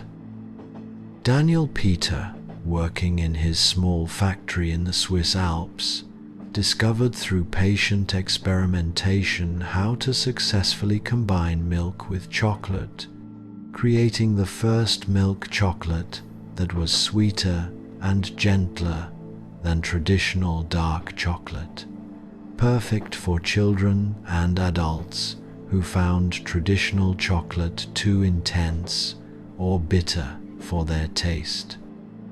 Meanwhile, Rodolphe Lindt invented a revolutionary process called conching that involved stirring chocolate for many hours in specially designed machines, creating a texture so smooth and silky that it seemed to melt like butter on the tongue. As chocolate manufacturing became more efficient and cost-effective, chocolate began to appear in ordinary shops and markets throughout Europe, displayed in store windows where it caught the eyes of passing children and adults who had never imagined they might be able to afford such a luxury.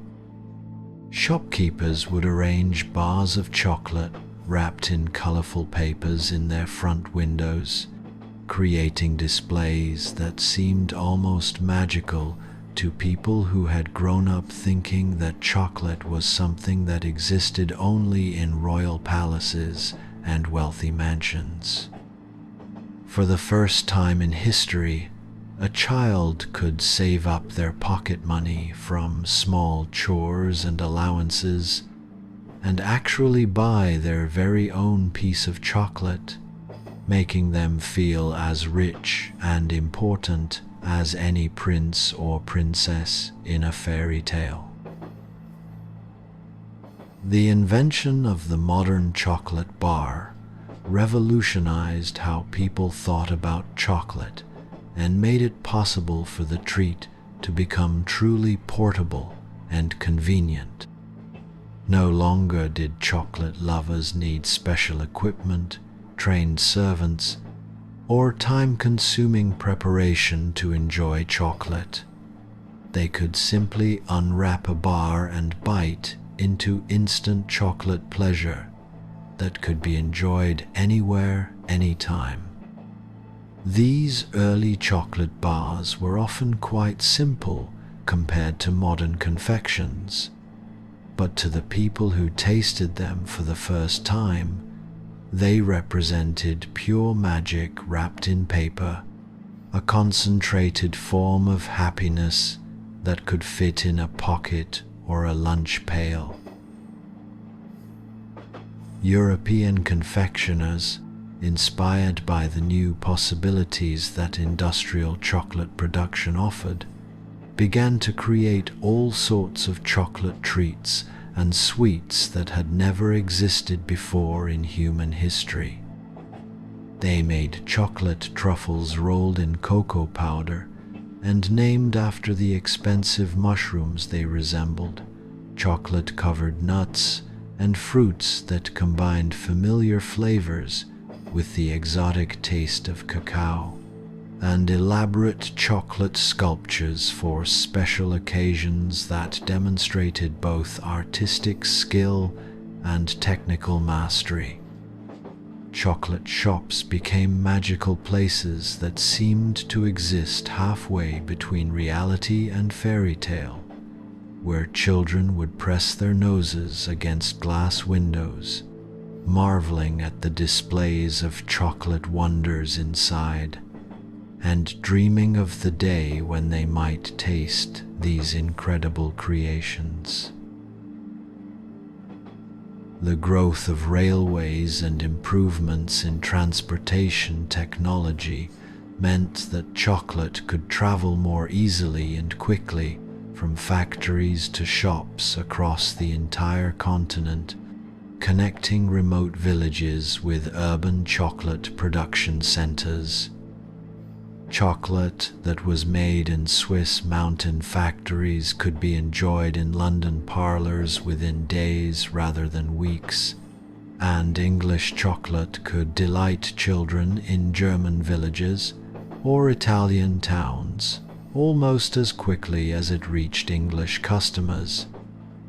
Europe was becoming connected by an invisible network of railway lines and shipping routes that carried chocolate like sweet messages of friendship and shared pleasure from one community to another. Marketing and advertising began to play an increasingly important role in chocolate's growing popularity, as chocolate companies competed for the attention and loyalty of consumers who now had choices about which chocolate to buy.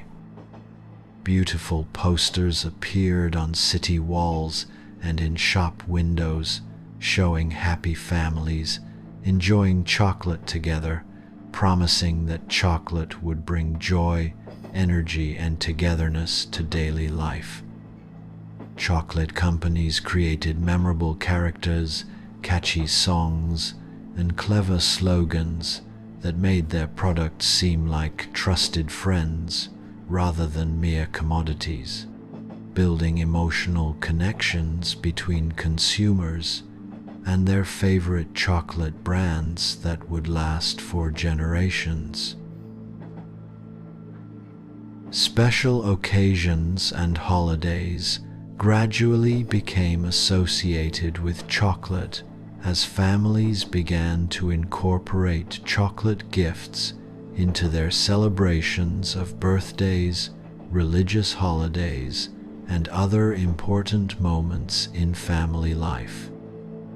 Easter brought chocolate eggs and chocolate rabbits that celebrated spring and renewal. Christmas brought chocolate treats in stockings and under Christmas trees, and Valentine's Day brought heart-shaped boxes of chocolates for sweethearts to share as symbols of their love and devotion. Chocolate became woven into the fabric of European family life, marking important moments with sweetness and joy, creating traditions that connected generations and made ordinary days feel special and memorable. Working-class families, who had previously only heard stories about the wonderful chocolate drink enjoyed by the wealthy, could now afford to buy cocoa powder and chocolate bars that allowed them to give their children treats that had once been reserved for royalty. Mothers could stir chocolate powder into warm milk on cold winter mornings, providing their families with comfort, nutrition, and a touch of luxury that made even the most modest breakfast feel like a celebration. The warmth and sweetness of chocolate provided comfort during difficult times, brought families together around kitchen tables, and made ordinary days feel a little more special and hopeful for people whose lives were often marked by hard work and economic uncertainty. Chocolate began to spread beyond Europe as European colonists, missionaries, and traders carried their love of chocolate to new lands around the world, introducing the treat to places like Australia, South Africa, India, and the Americas, where European people had settled or established trading posts. Ships carried chocolate bars, cocoa powder, and chocolate-making equipment to distant ports, and local confectioners in these new lands began to experiment with chocolate, creating their own unique versions that reflected local tastes, available ingredients, and cultural preferences. Each new region that discovered chocolate added its own chapter to the story, contributing innovations and variations that enriched the global chocolate tradition. The Industrial Revolution that made cheap, mass-produced chocolate possible also created new challenges, as some factories prioritized quantity and profit over quality and worker welfare, sometimes producing inferior chocolate or treating their employees poorly. But chocolate lovers throughout Europe demanded better quality, and competition between chocolate makers drove continuous improvements in taste, texture, and production methods. The most successful chocolate makers learned that lasting success came not just from making chocolate affordable, but from making it irresistibly delicious and maintaining the trust and loyalty of customers who had many choices available to them.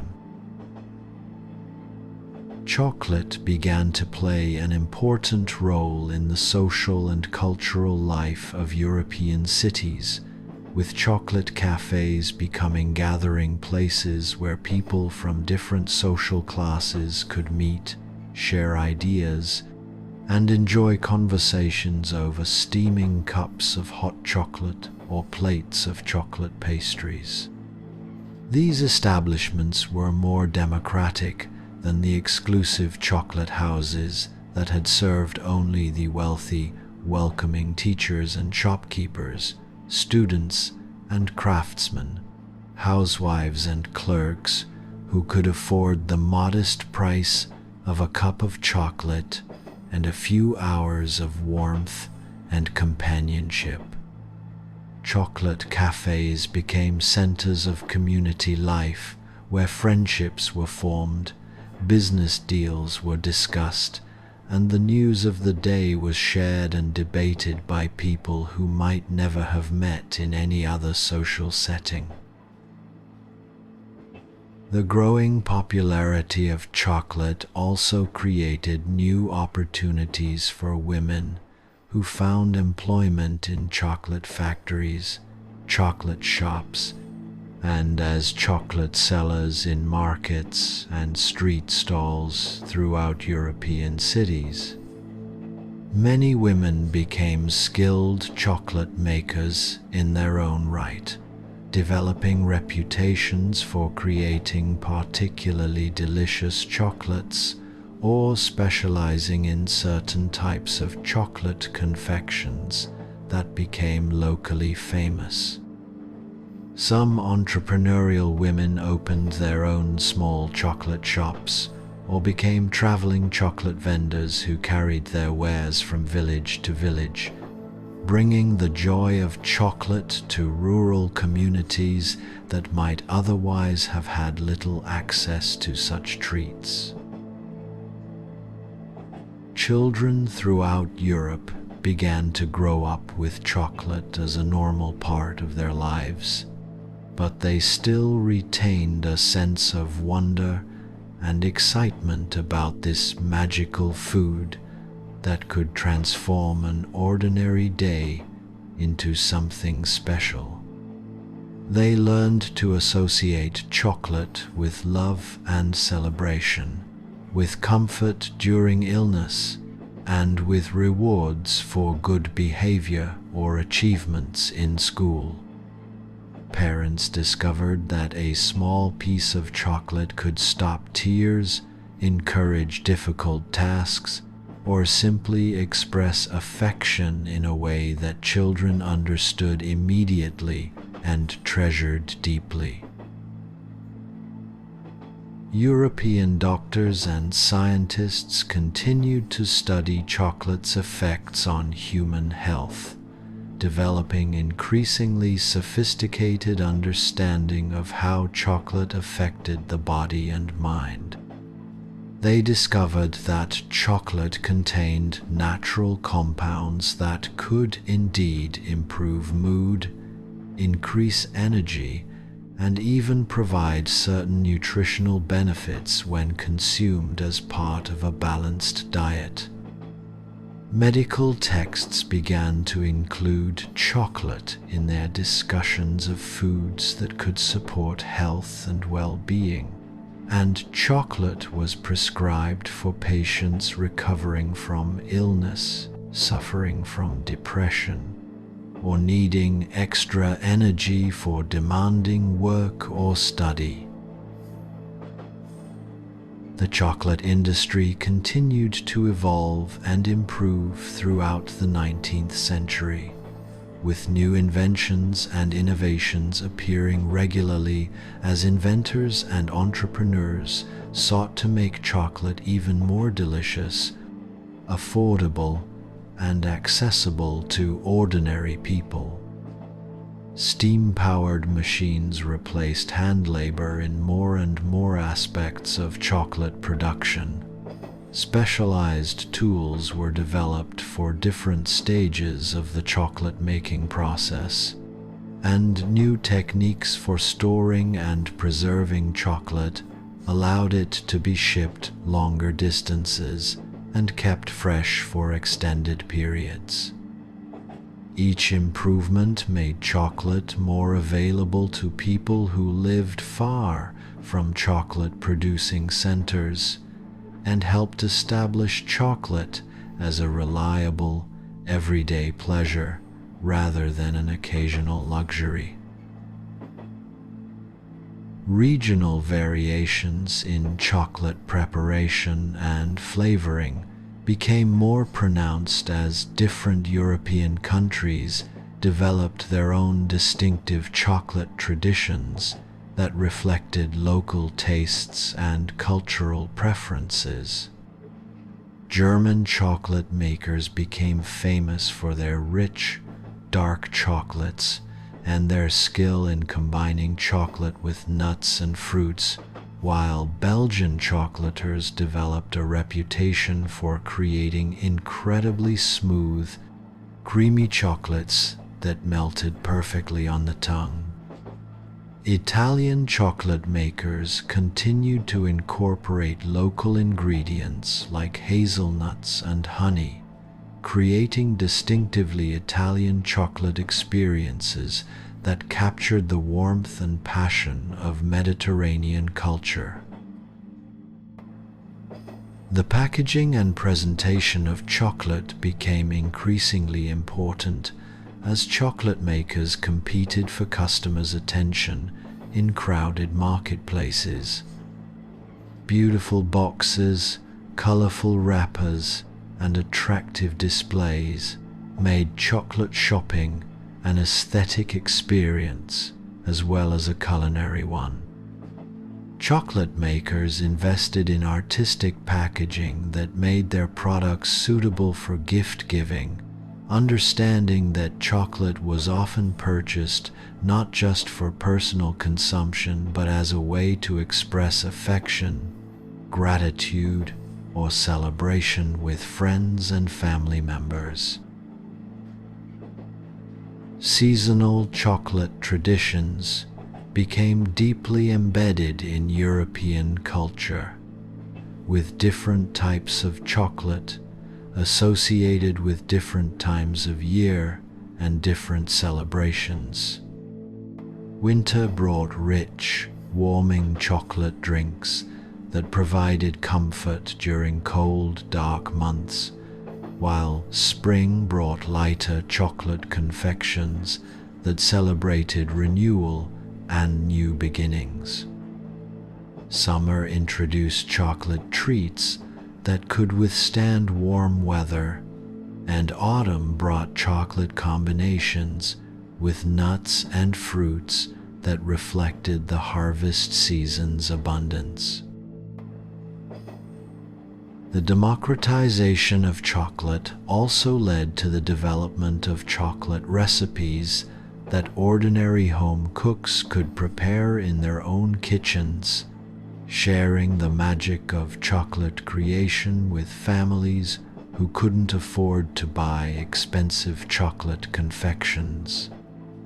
Cookbooks began to include chocolate recipes that used affordable ingredients and simple techniques, allowing housewives to create chocolate cakes, chocolate puddings, and chocolate cookies that brought bakery-quality treats into modest homes. Children learned to help their mothers with chocolate baking, creating family traditions around chocolate preparation that connected generations and made chocolate an integral part of home life. International trade in chocolate ingredients and finished chocolate products created economic opportunities for people throughout Europe, from cacao bean importers to chocolate equipment manufacturers to chocolate shop owners. Entire communities became dependent on various aspects of the chocolate trade, and chocolate industry jobs provided stable employment for thousands of families who might otherwise have struggled to find steady work in rapidly changing industrial economies. The chocolate industry became a symbol of how international trade could bring exotic luxuries within reach of ordinary people while creating prosperity and opportunity for entire communities.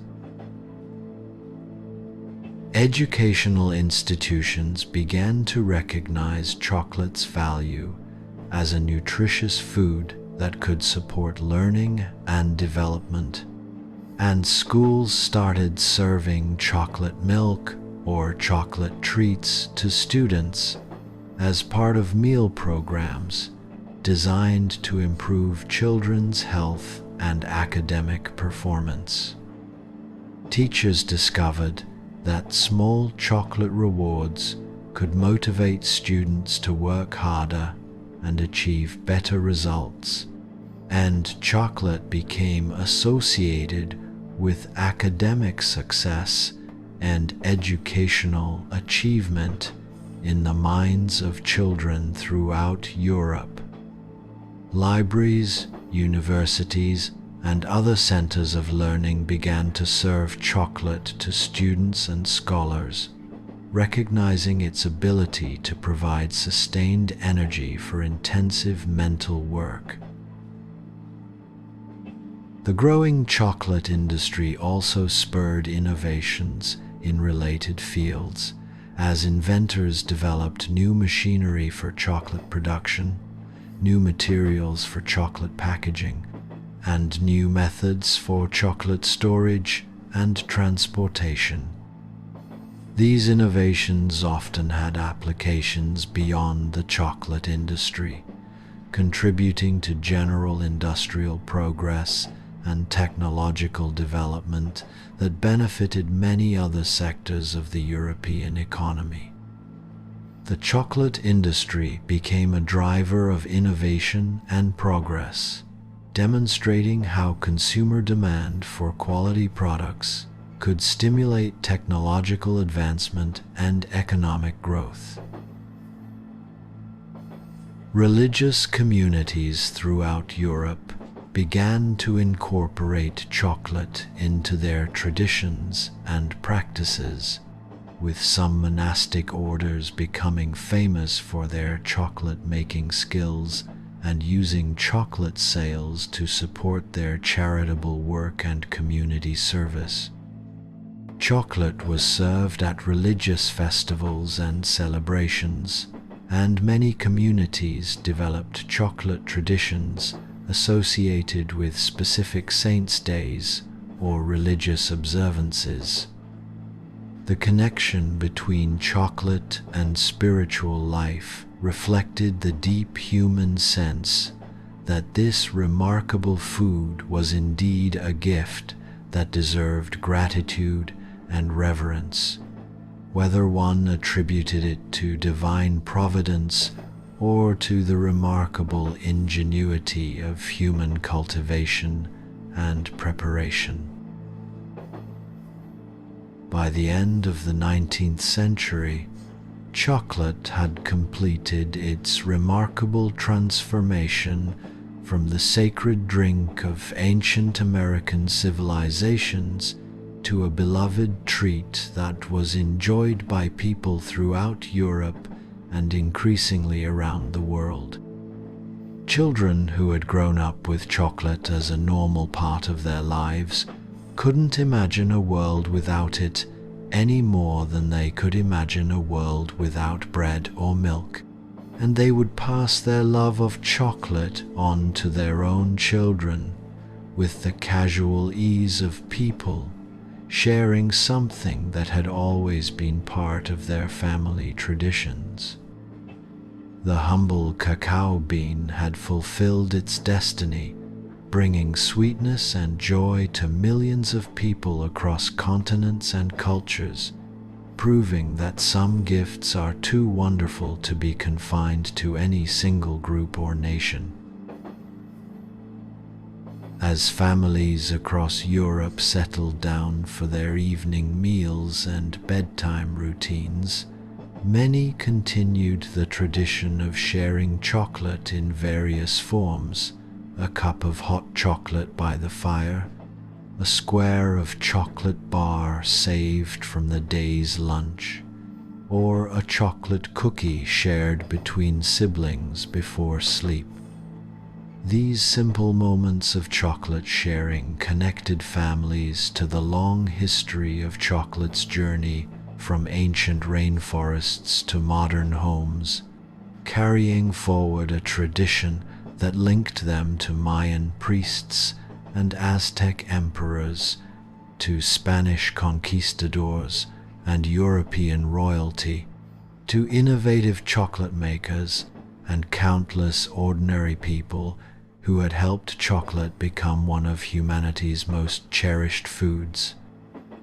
Each sip and each bite carried with it the accumulated love and care of thousands of people who had tended cacao trees, perfected chocolate recipes, and shared the joy of chocolate with others throughout the centuries. And as children throughout Europe drifted off to sleep, with the taste of chocolate still lingering sweetly on their tongues, they dreamed of magical cacao forests where chocolate trees grew tall and strong, of golden cities where chocolate flowed like rivers, and of friendly chocolate makers who worked through the night to create wonderful treats that would greet them when they woke the next morning.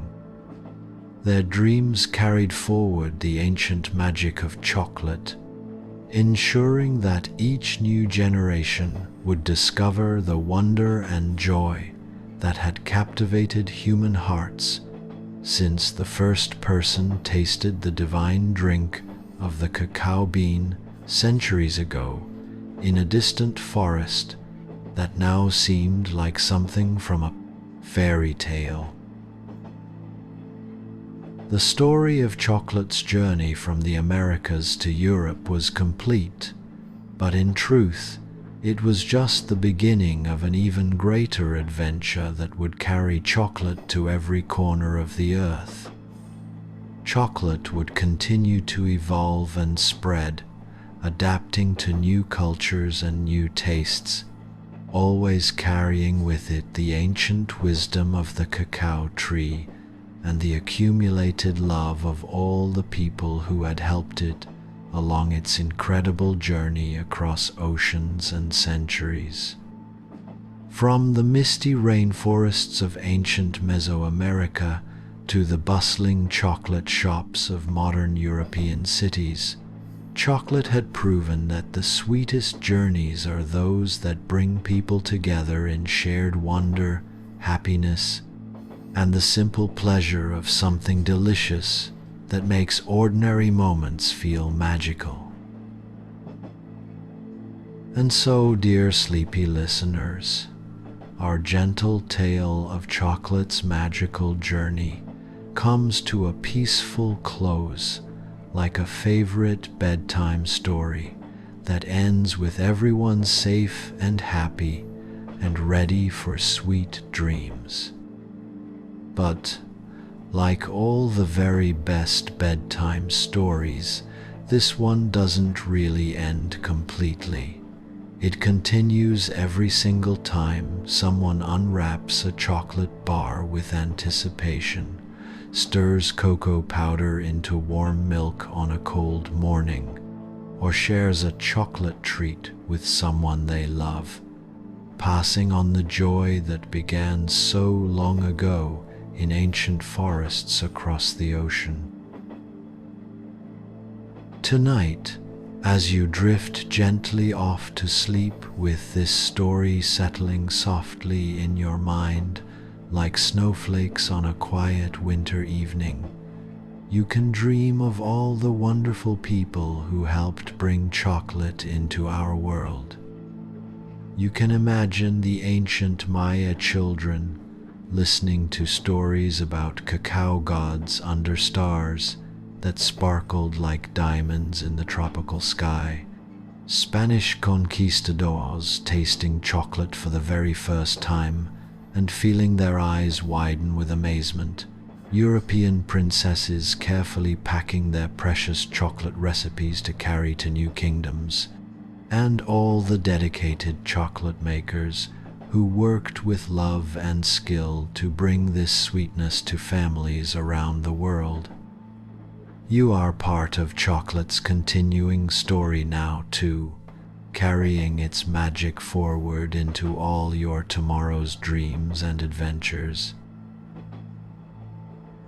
Somewhere in the world right now, as you listen to these words, cacao trees are still growing in their warm tropical forests, their precious pods still ripening slowly in the sunshine and gentle rain, waiting for careful hands to harvest them and begin the ancient process of transformation that turns bitter seeds into sweet joy. Somewhere, someone is tasting chocolate for the very first time, feeling the same amazement and delight that touched the hearts of those first Spanish explorers centuries ago when they discovered that food could be magical.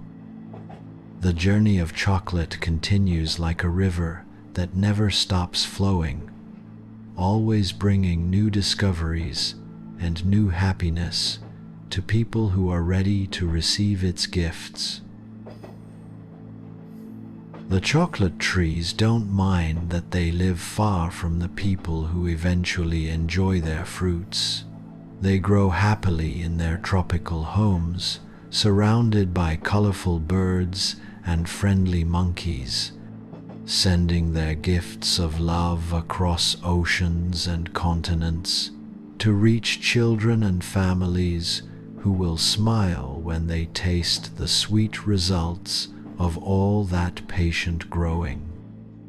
The trees are connected to every chocolate lover by invisible threads of gratitude and wonder, creating a global family united by the simple pleasure of something delicious that began as a tiny seed in rich forest soil.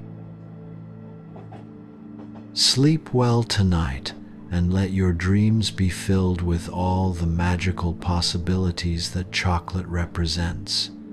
The idea that wonderful surprises can come from distant places, that bitter beginnings can become sweet endings, and that the best gifts are those we share with others.